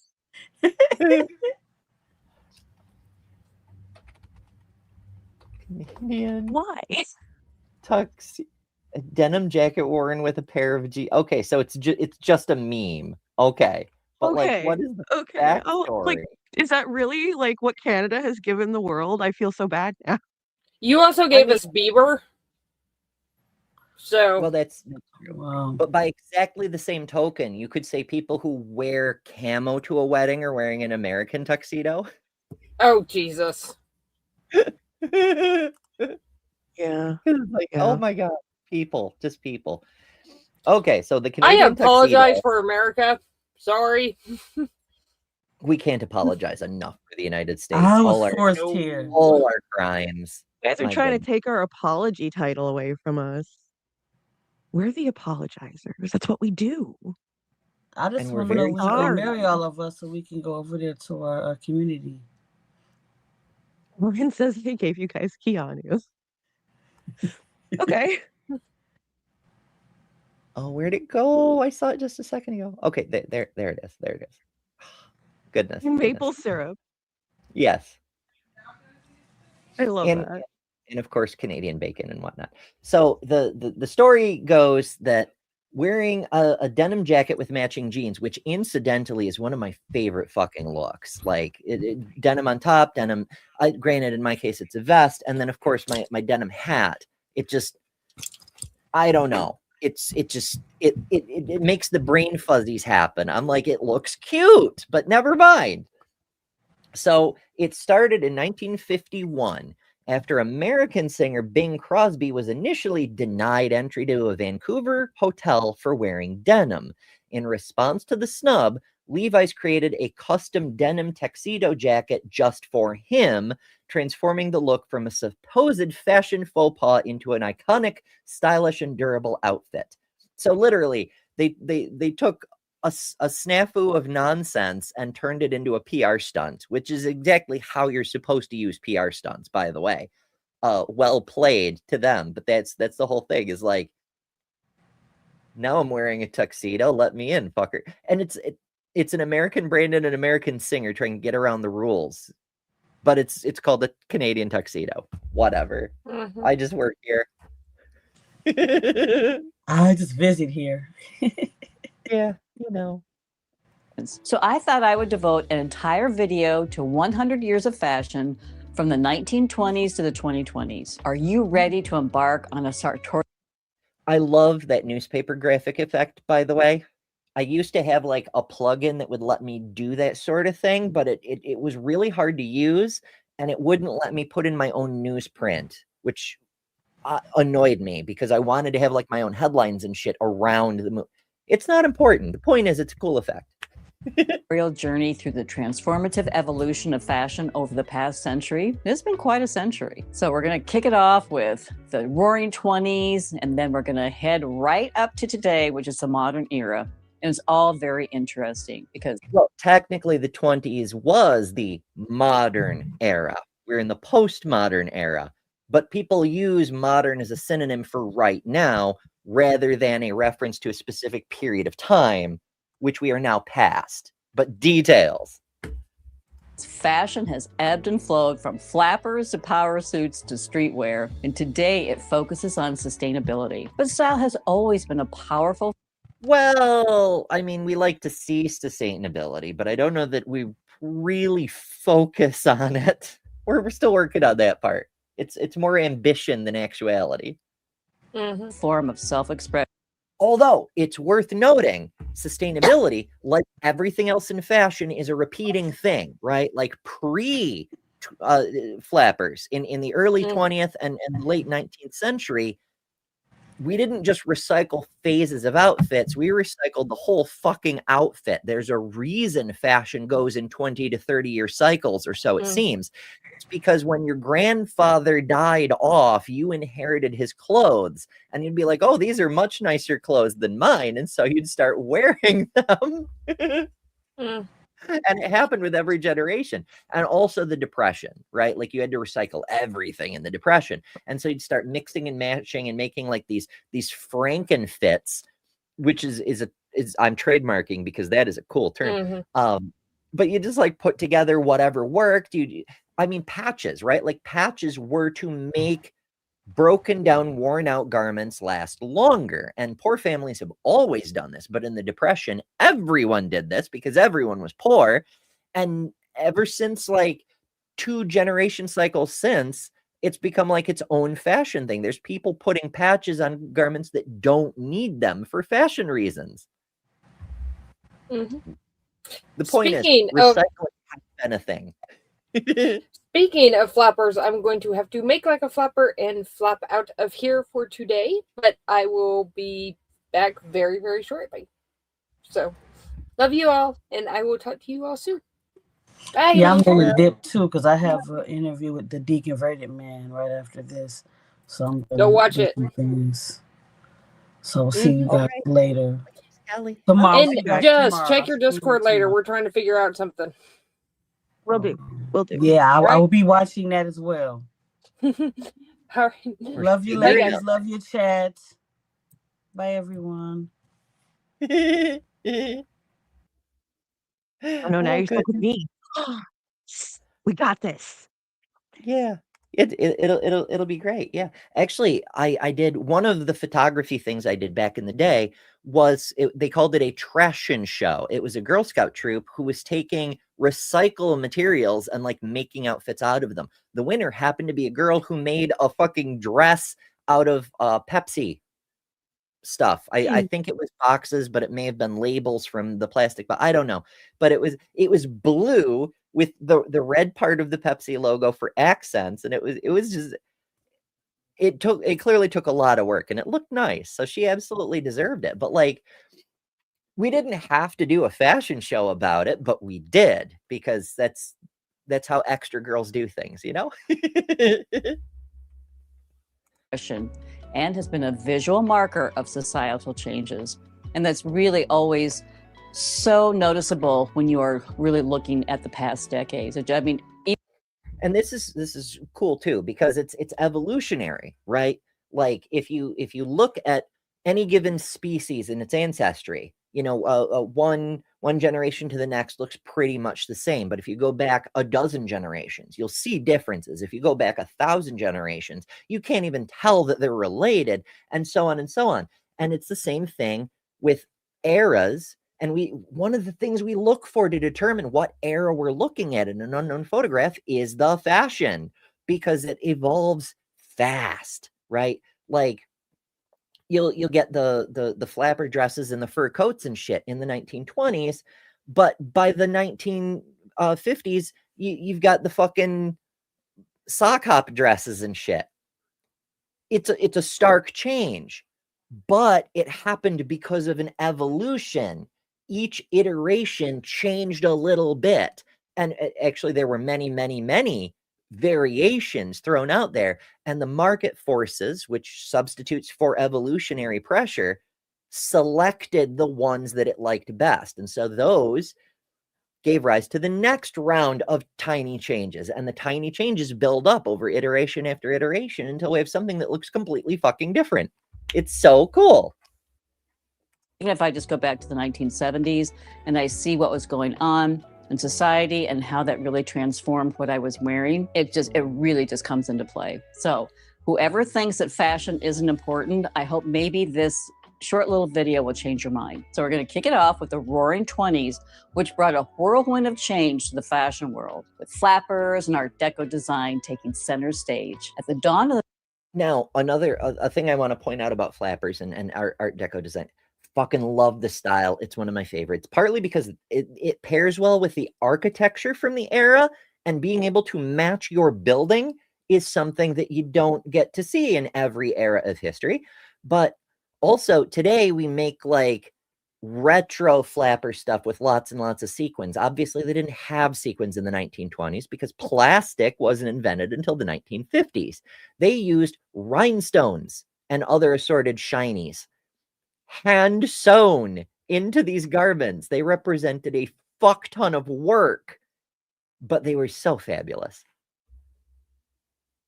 The 1920s, the world was still reeling from the First World War. And this was the war to end all wars. And it also had an irreversible effect on society, culture, and fashion. So 20s fashion is often remembered for its glitz and glamour, though underlying this was a move towards simplicity in dress. And I really think that this really harkens back to the war. That was just, it was a very trying war, and we lost so many young men. And it just really honestly seemed. There was a man shortage, folks. It's kind of true, though. Like a lot of, because remember, this was the start of the 20th century. So we were starting to like kind of shun the child soldier idea like we'd seen in previous wars where, unmarried 12-year-olds would come fight on the front. Now it was like, nope, you got to be at least 17, son. And so we had a lot of married people or people who got married immediately before they deployed. So they had someone to come back to and fight for and all that romantic crap. But it made a bit more of a difference because you had a lot more widows. You had a lot more orphans compared to previous wars. And also just the sheer number of dead people. Not good for your population. Kind of like a senseless war in so many aspects. But anyway, the 1920s was an era that was all about liberation as women shed their restrictive corsets in favor of loose drop-waist dresses that allowed for... It was the original bra burning. We're like just losing the fucking corsets. And then here we are in the modern age being like, corsets are actually kind of fun though. Let's put them on the outside of our clothes this time. Yeah. Why not? For real. I mean, if Superman can wear his underwear on the outside, why can't we? Man, I remember doing that and then going to see like Rocky Horror Picture Show and throwing toast. I forget all the things. It just, but in any case, like this movement literally there's an old building near me where a bunch of crafters live now, including a few, modern seamstresses, present day seamstresses, since I just ranted about modern meaning back in that period, but never mind. Hence the play Thoroughly Modern Millie being set around that time. Thank you, President Hoover. But it was the Cortland Corset Company.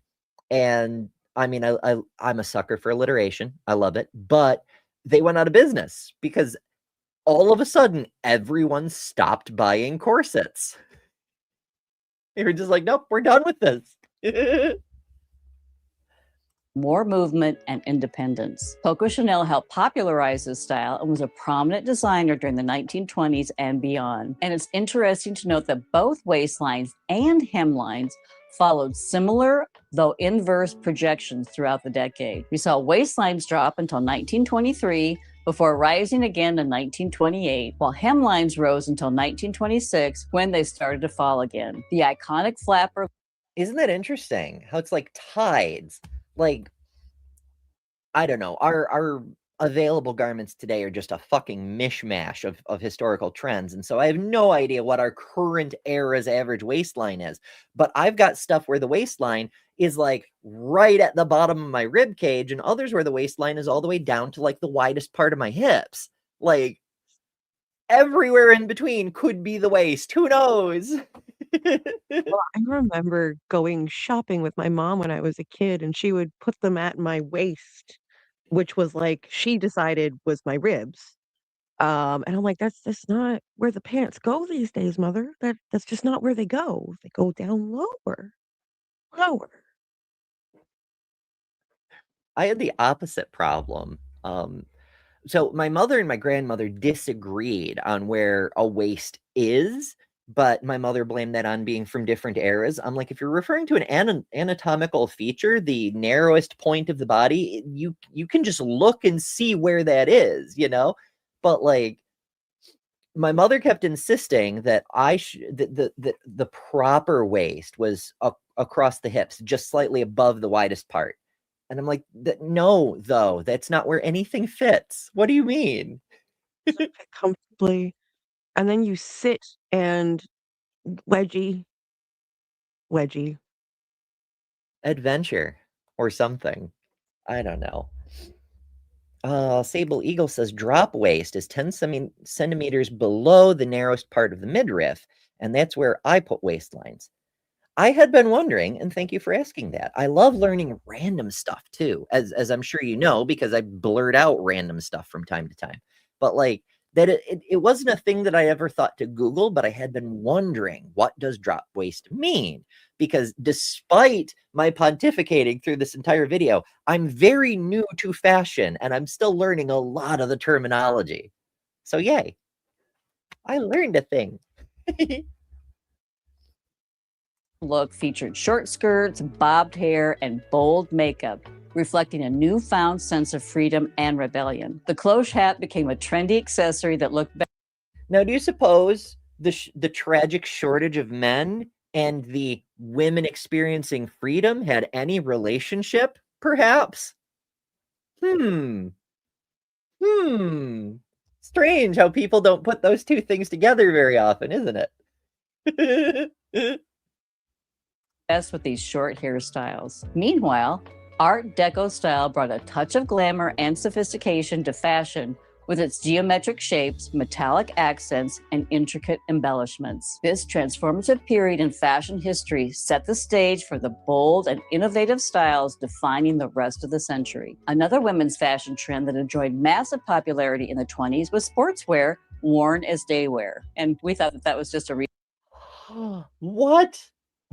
I mean, there's people today giving people shit for wearing athletic wear as casual wear, you know, like a few months ago, I forget which channel it was, but somebody, possibly even me, was reviewing a what's his name? Alan Parr, an Alan Parr video where he highlights another even more fundamentalist creator talking about how immodest it is for women to be wearing athletic wear when they're not actively playing sports. And I'm like, bestie, we've been doing that for 100 fucking years. recent phenomenon. I think we tend to think of sportswear or athleisure wear as something that has really just become in vogue since maybe like 1990. But it's interesting to note that sportswear had long been an acceptable form of casual wear for men, but in the 1920s, it also became acceptable for women. And tennis was the most popular sport for women in the 20s, so it I should have worn my tennis dress today. Don't get me wrong. No regrets. I love this dress, and I'm really liking how I look in it today. It's not often that I really like how I look, but I so rarely get to wear my tennis dress. And if I'd known it was going to come up, say la vie. naturally became the most popular inspiration for fashion. By the late 1920s, sleeveless, knee-length, shift-like tennis dresses and short-sleeve pleated tennis dresses. We can see fucking ankles and elbows. The scandal.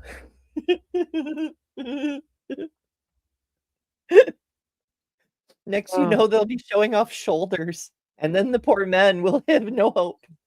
Ember, don't mention the shoulders. Okay, so my pet peeve for like modern fashion, I know, is the cold shoulder.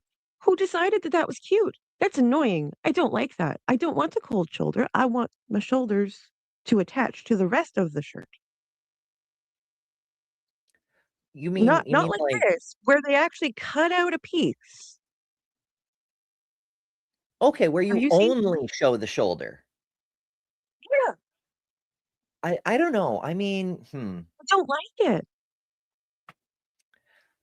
it's a choice. I mean, it's kind of like the puffy sleeves, you know? It's not necessary for anything. It's just a thing.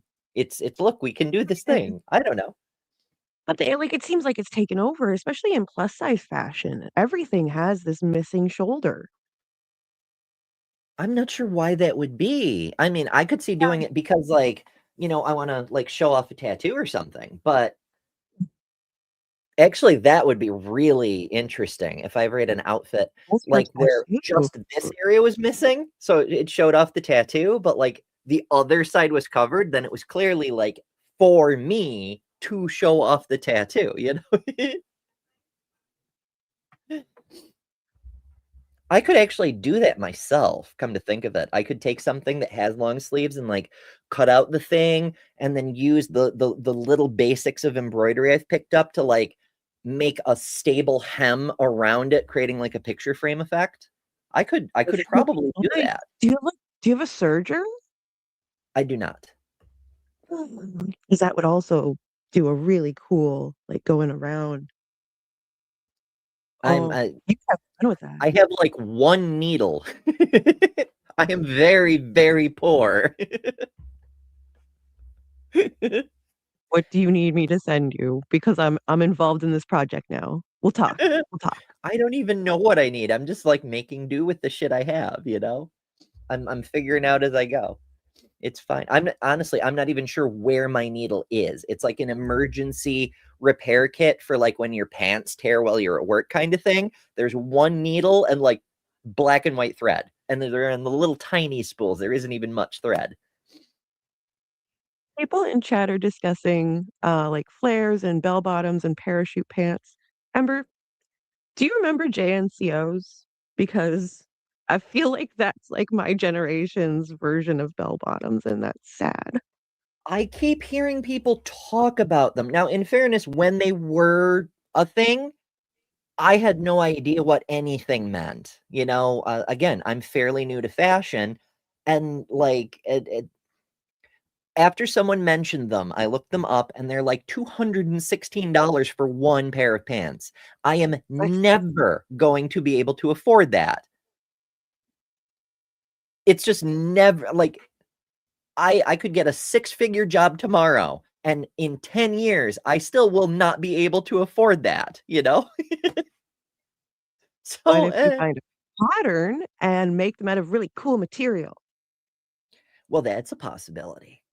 I actually really like I'm liking the idea of making my own stuff more and more. In fact, for the pasta episode, I learned how pasta was made. And in fact, my grandmother had tried to teach me when I was much, much younger. And so like what I was picking up from doing the research for the video was connecting with that really, really old knowledge. And I'm like, I do know how to do this. I just needed like the refresher kind of thing.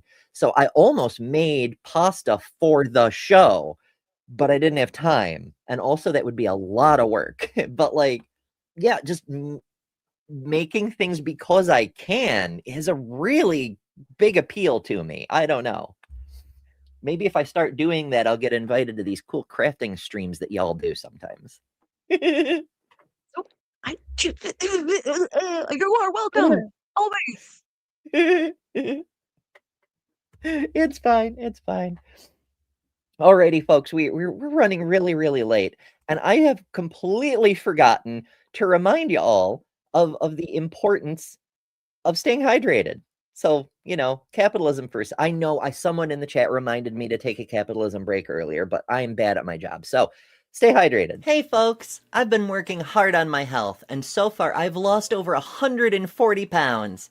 A huge part of good health is hydration. That's why I'm thrilled to partner with Epic Water Filters. Check this out. Not only can you say goodbye to expensive bottled water, but these filters are made in the US, so no tariffs, and they're made to fit your life. From these lovely pitchers I can fill from, to sink units, to portable filters that fit in your reusable bottle.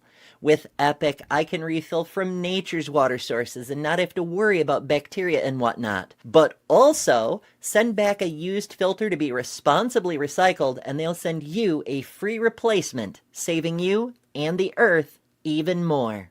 Want to save a ton of money, be healthier, and build a better world? Head to epicwaterfilters.com and enter code EMBER15 at checkout for 15% off. Don't settle for random water. Upgrade to Epic. All right. Now that we're all properly watered and whatnot, let's do a little more time travel towards the future, which I guess is what we're doing right now, right? Because like we're moving into the future now. And congratulations, by the way, if you're watching, you have made it further into the future than any humans before you. So that's an achievement.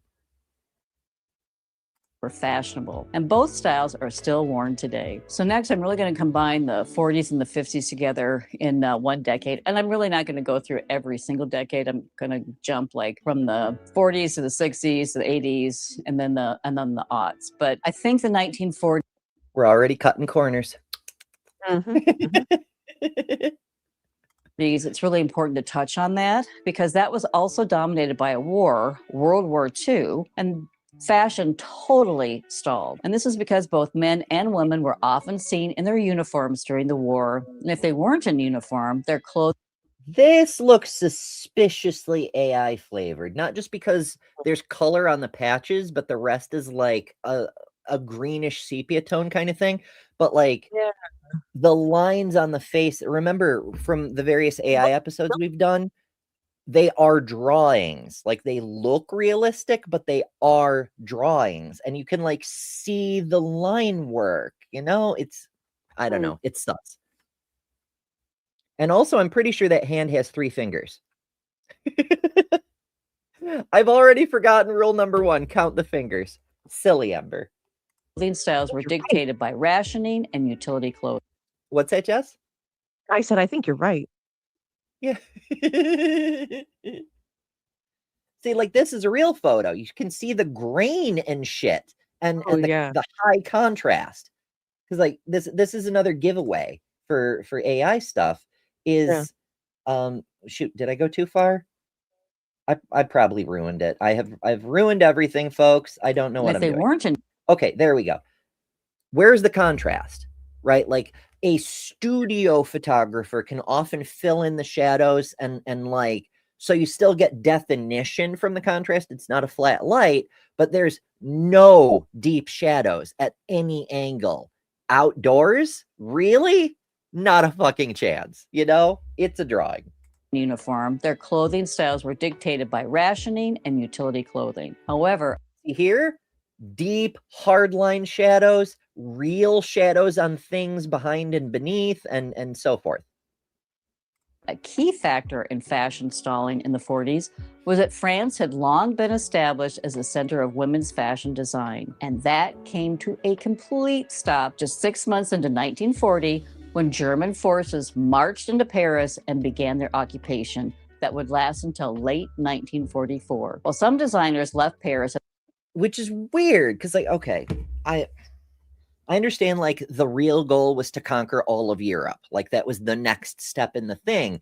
But, like, if you want to conquer France to have control of France, why would you stop France from doing France things? Because that's the point of having control of France, is to have the France things.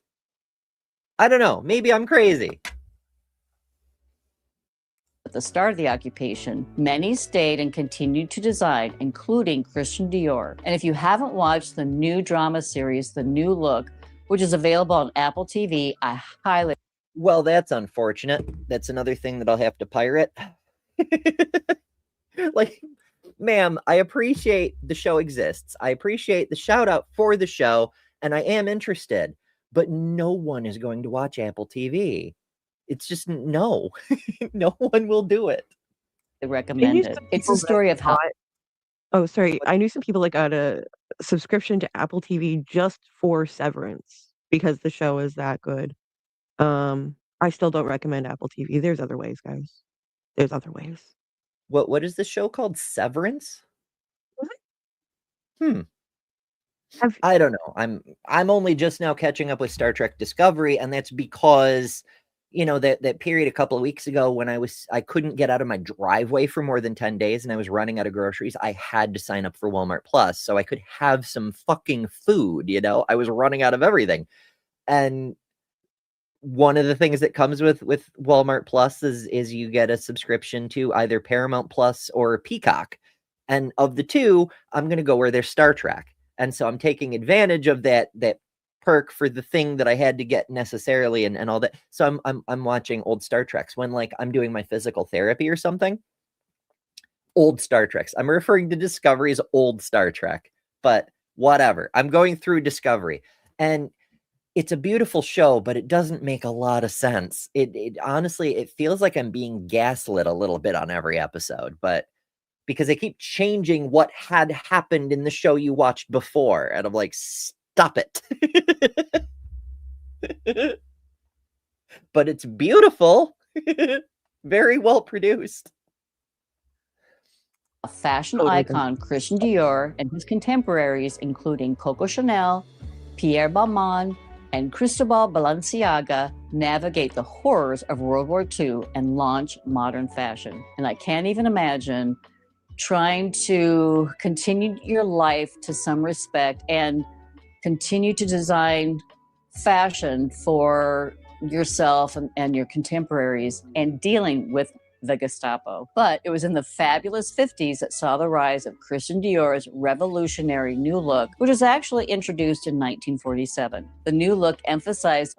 So we can blame Dior for the nifty 50s, which explains a lot, honestly.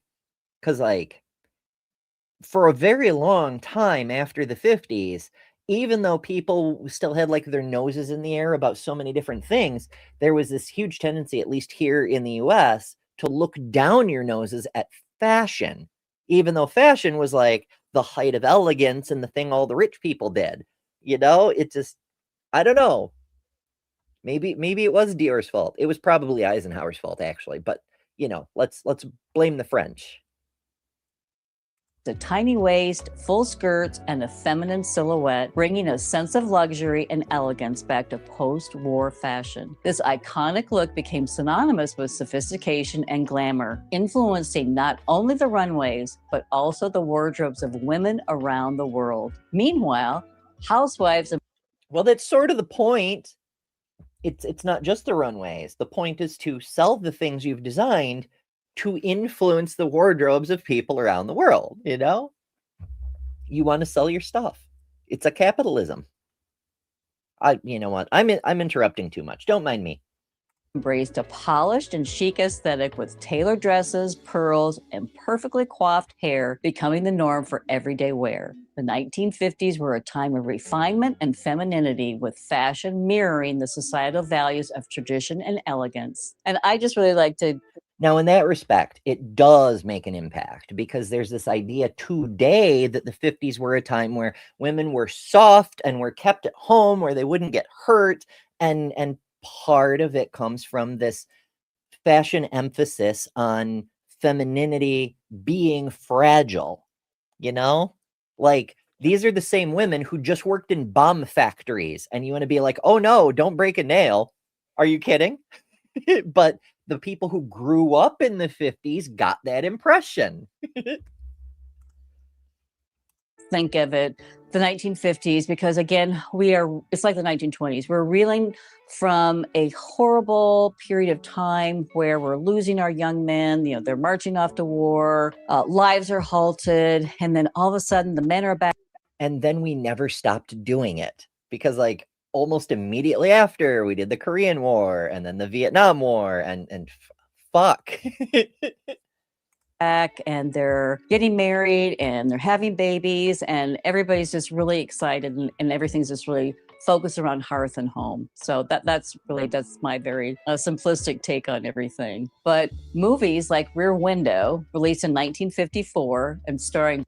Damn it, Hitchcock. I loved Rear Window.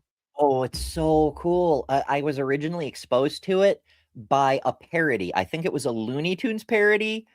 I can't remember exactly, but it was a cartoon. And I'm like, this is creepy. And then like my grandmother's like, yeah, it's based on a Hitchcock thing. And I'm like, who's Hitchcock? And then we discovered horror movies. I did a whole presentation on this when I was in film school.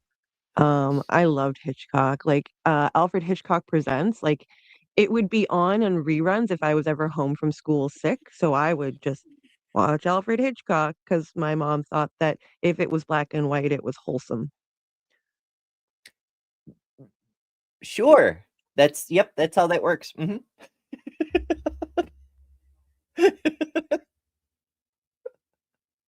If it's old, it's better, I guess. But yeah, it did so much cool shit. Like The Birds. Do you have any idea how difficult it was to film The Birds? Dude. Not only was it creepy as hell, but it was like an achievement. And Vertigo, we still call that kind of shot where you're zooming in on the subject, but the background is zooming out somehow, a vertigo shot. When I finally figured out how to pull that off, I use it in the trailers for these videos, right?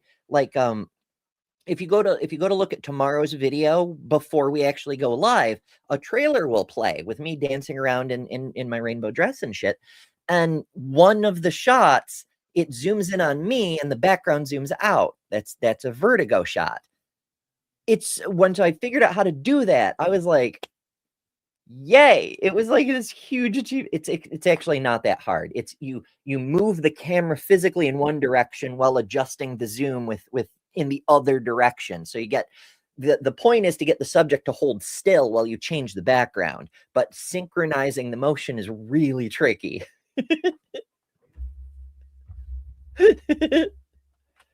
Grace Kelly truly epitomized the new look from Christian Dior. So take a look if you haven't watched that iconic movie. I mean, it's a really good movie. However, designers Cristobal Balenciaga and Hubert de Givenchy disrupted the overtly feminine silhouette popularized by Christian Dior, creating clothes that were less structured and straighter in cut. Novel prints and colors also marked a playfulness and See, no, okay, fair point. There's a lot less emphasis on form here. But in some ways, it kind of accentuates form even more, because even though it's got that straighter shape to it, where the curves stick out from that straightness, it kind of draws your attention to that fact, you know?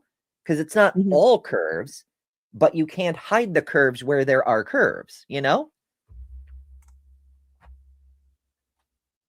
Or maybe I'm being silly again. I don't know. I do like how the color pops as well. I do like that as well. fashion in Whoop, what have I done? I broke it. Ah.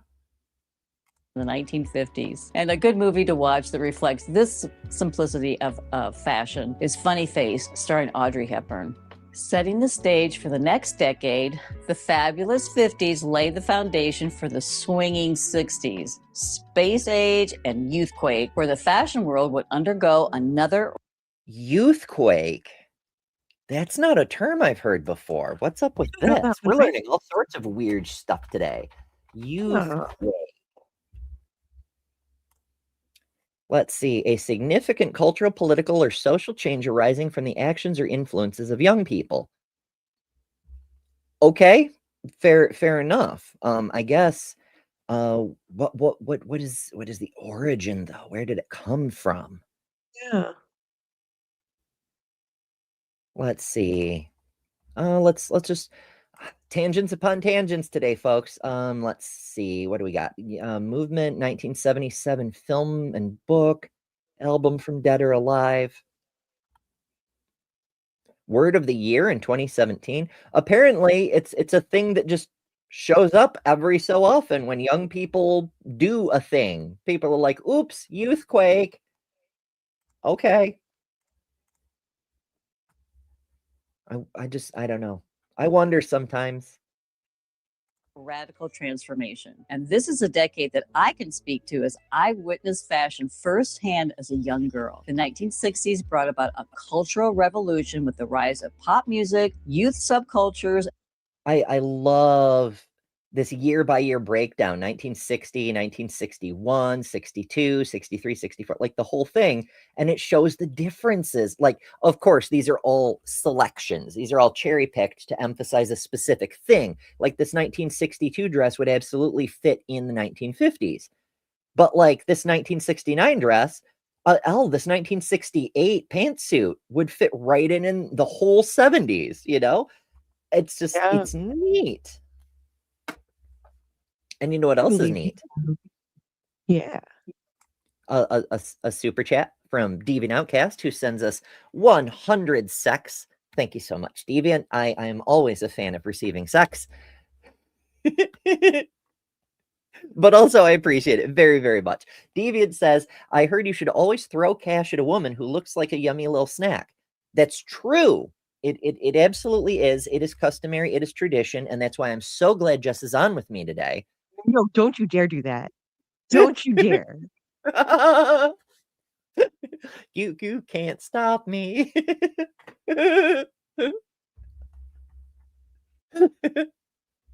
I'm not even wearing my ice cream dress, but I appreciate. I wanted to be fashionable today. I did my best with what I have available. Deviant says rawr. I've been making friends.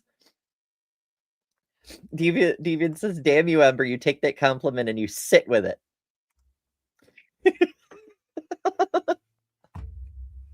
All these people being all complimenty at me, lady. It's like it's like we just had like a holiday about romance or something. I don't understand. It's very strange. I know, Deviant, you've always been like, Ember, you're fucking pretty. Deal with it. You know, I get it. I'm working on it. One thing at a time. I still don't believe you, but I'm working on being okay with it. And a newfound sense of freedom and rebellion. Fashion reflected this shift with designers like Mary Quant and Pierre Cardin leading the way in creating futuristic, space-inspired designs. Miniskirts, bold patterns, and psychedelic colors became the uniform of the younger generation, challenging the conservative norms of the past. The swinging 60s were a time of I really do like these outfits where like they're single piece, but they're built like they're separate pieces that just happen to match, you know? Yeah. I don't even know what those are called. Like they're almost like sundresses, but like they have like full top parts. I don't know. But they're neat. I like them, especially when they have pockets. I'm very partial to pockets. I'm sure y'all have noticed. experimentation and innovation, where fashion became a form of self-expression and a symbol of societal change. Broadly categorized, there were three main trends in the 1960s women's wear. Trend number one was early in the decade, and it was a very ladylike elegance inherited from the previous decade and seen on the likes of First Lady Jacqueline Kennedy that epitomized this look during her husband's presidential campaign and short presidency. We can all agree she was admired worldwide for her put-together, ladylike look consisting of boxy skirt suits, sheath and A-line dresses, and luxurious coats, all accessorized with white gloves, pearls. Oh, that's the thing, is it's like, it's the simplicity, but also the blending with the accessories. It's use of the accessories to make it fancy, but also just like her looks themselves. Like she had the hairstyle of the time, but she wore it in such a way that it like worked with the shape of her face. Like this gets into more than just the fashion part of fashion, but like the full body, how it all fits together sort of stuff. And she or her team, whichever, were very, very good at that. And a matching hat. Trend number two was the fun, youthful designs popularized. And hats. Holy shit. Hats. Like hats were a big thing in the late 19th and early 20th century, but a lot of women were just like, oh, we don't need hats anymore. It's true, you don't need hats, right? Like we're not afraid the Nephilim are going to see our hair and fall in love with us and whatnot. But it's another thing you can do to accentuate or have style or put interesting flowery things on. You know, you can do stuff with them. It's super neat.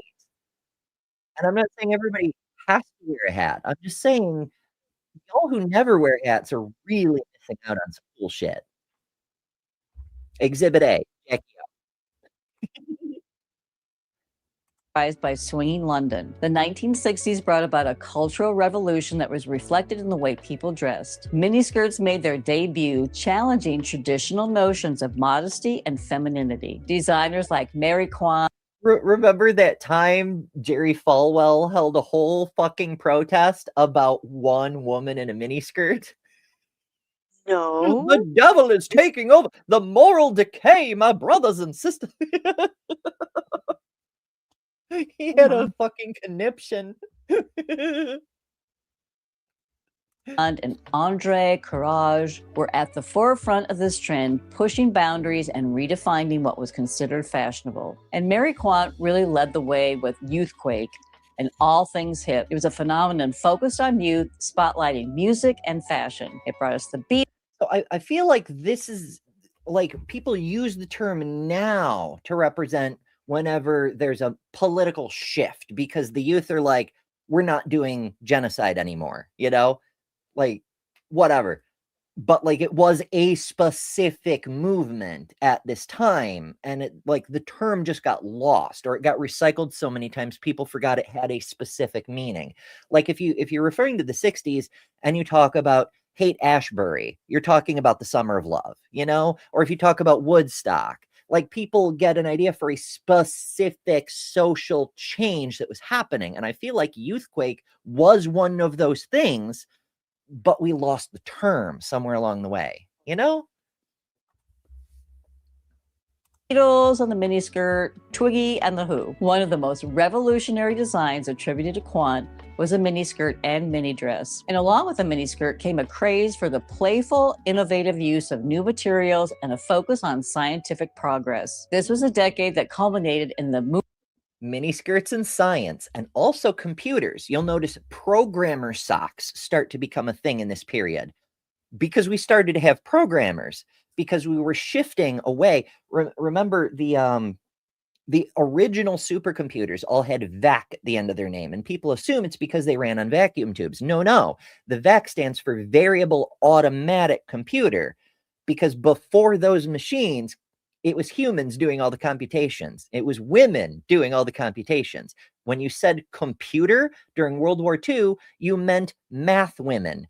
That's what that was. The automatic computers were taking the calculations out of the women's workshops and putting them into big old fucking machines that happened to run on vacuum tubes, you know? So we started to see a shift from women who were just straight up astrophysics level mathematicians to women who were programming the machines to do the astrophysics mathematics, you know? And so programmer sucks. Don't you just love all the random history I tie together? I do. moon landing. Newly developed materials such as acrylics, polyesters, and shiny PVC were used in women's clothing, while designers were plastic sequins. Sequins were invented in the 1950s and they started to become big in the 60s. Holy shit, people were shinier than ever. It's true. inspired by pop art and space. I vividly remember donning a pair of white go-go boots thinking I was the epitome of style at the tender age of 6. And trend number 3 was the Eastern-influenced hippie styles of the late 1960s. Hippie fashion also gained popularity with its free-spirited and carefree aesthetic. Tie-dye, bell-bottoms, and fringe became staples of the hippie wardrobe, reflecting a rejection of mainstream society and a desire for peace and love. Youth rebellion was at the heart of 60s fashion, with young people using their clothing as a form of self-expression and defiance against societal norms. This was the ad. I fucking love using clothing as protest. Like, it's just, I don't know. It's so great. It's like, I'm not going to be who you want, who you expect me to be, who you insist I be. Fuck you. I'm not wearing a bra. Haha. You know, whatever.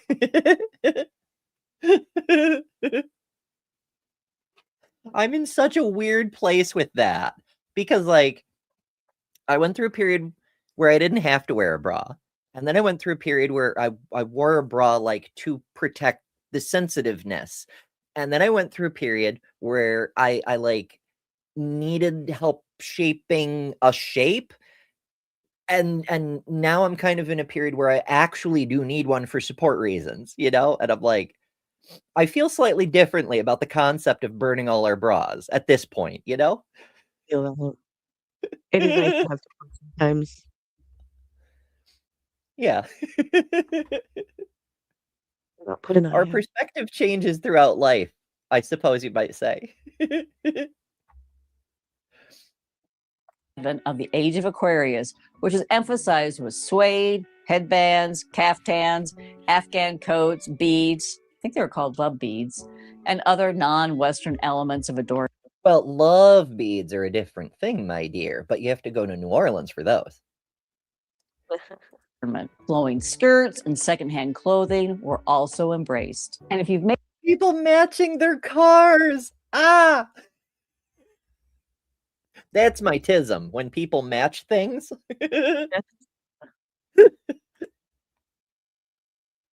Like there's this photo running around Reddit or something of this grandma who had a pair of chairs, and she had one of them had the upholstery taken off and made into like a pantsuit, so that when she sits in the other chair, she matches the chair because she's wearing the same upholstery. I'm like, it's grandma camo.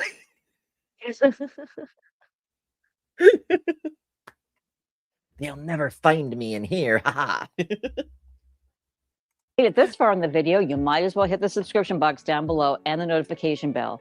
You know, that's an excellent point. If you've made it this far in this video, we're over 2 hours. You clearly must be enjoying what you're watching. So please take a second to hit the subscribe button, the ring the bell thing. Yes, we're here every day at 11 a.m. Eastern, but also I do bonus shows, and the bell helps you get notifications for these too. So, you know, hit all the buttons. Also the share button. The share button helps a lot. And, you know, whatever buttons you can find, I appreciate it.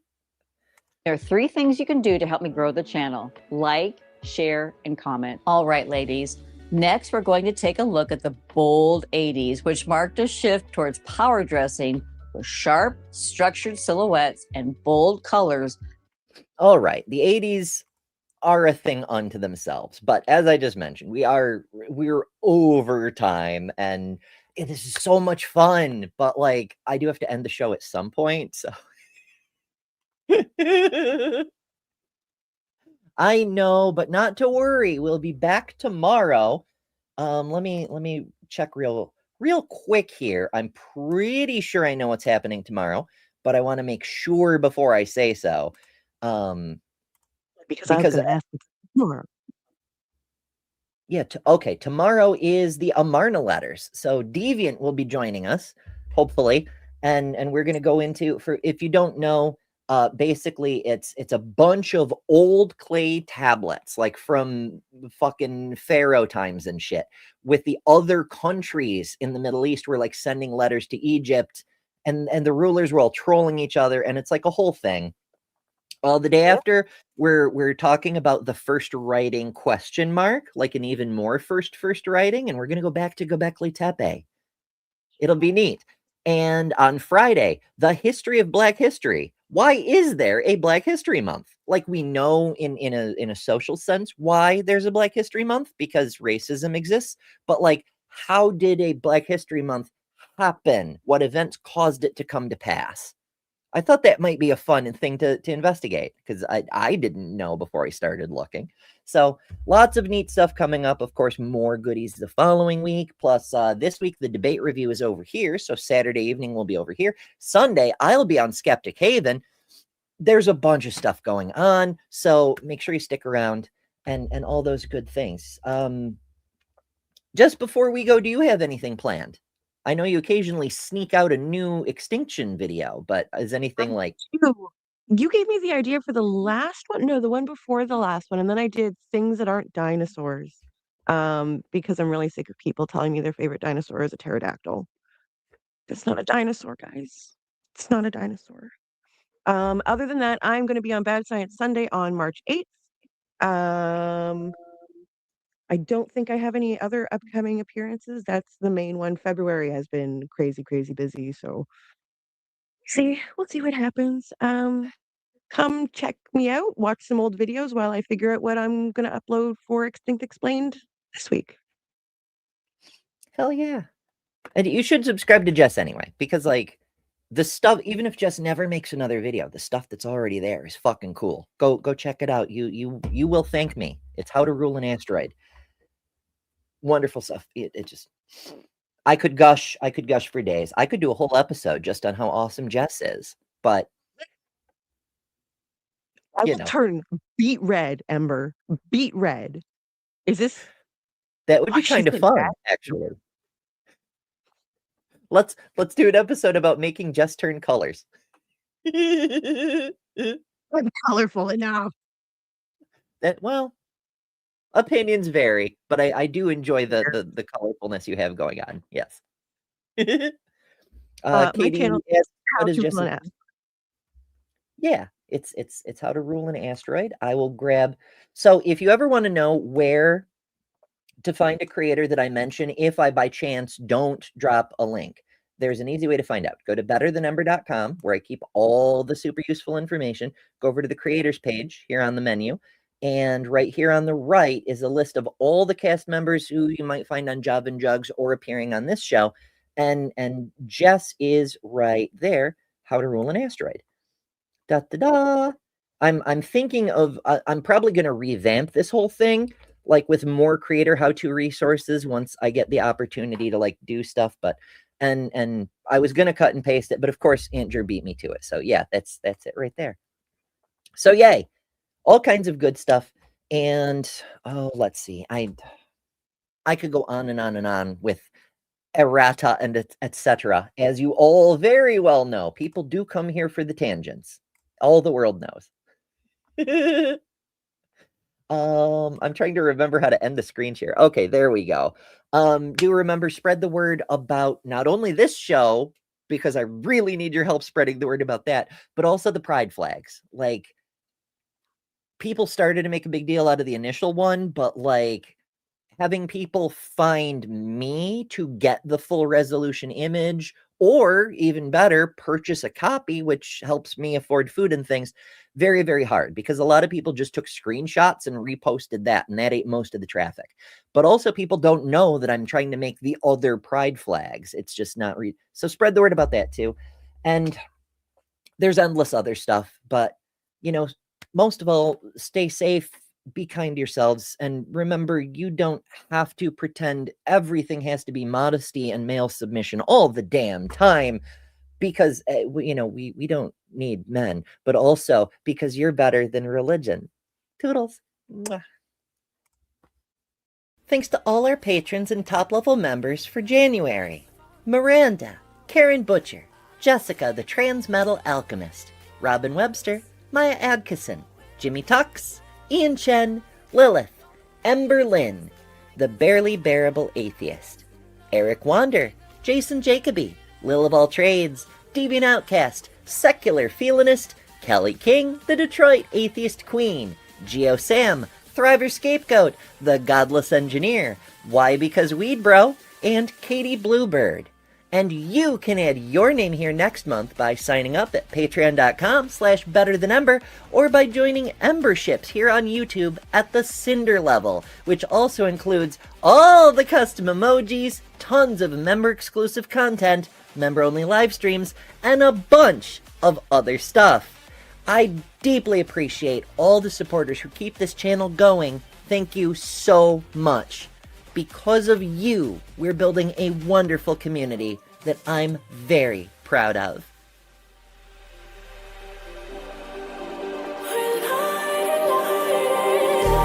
Just like a spark that's breaking out, can't make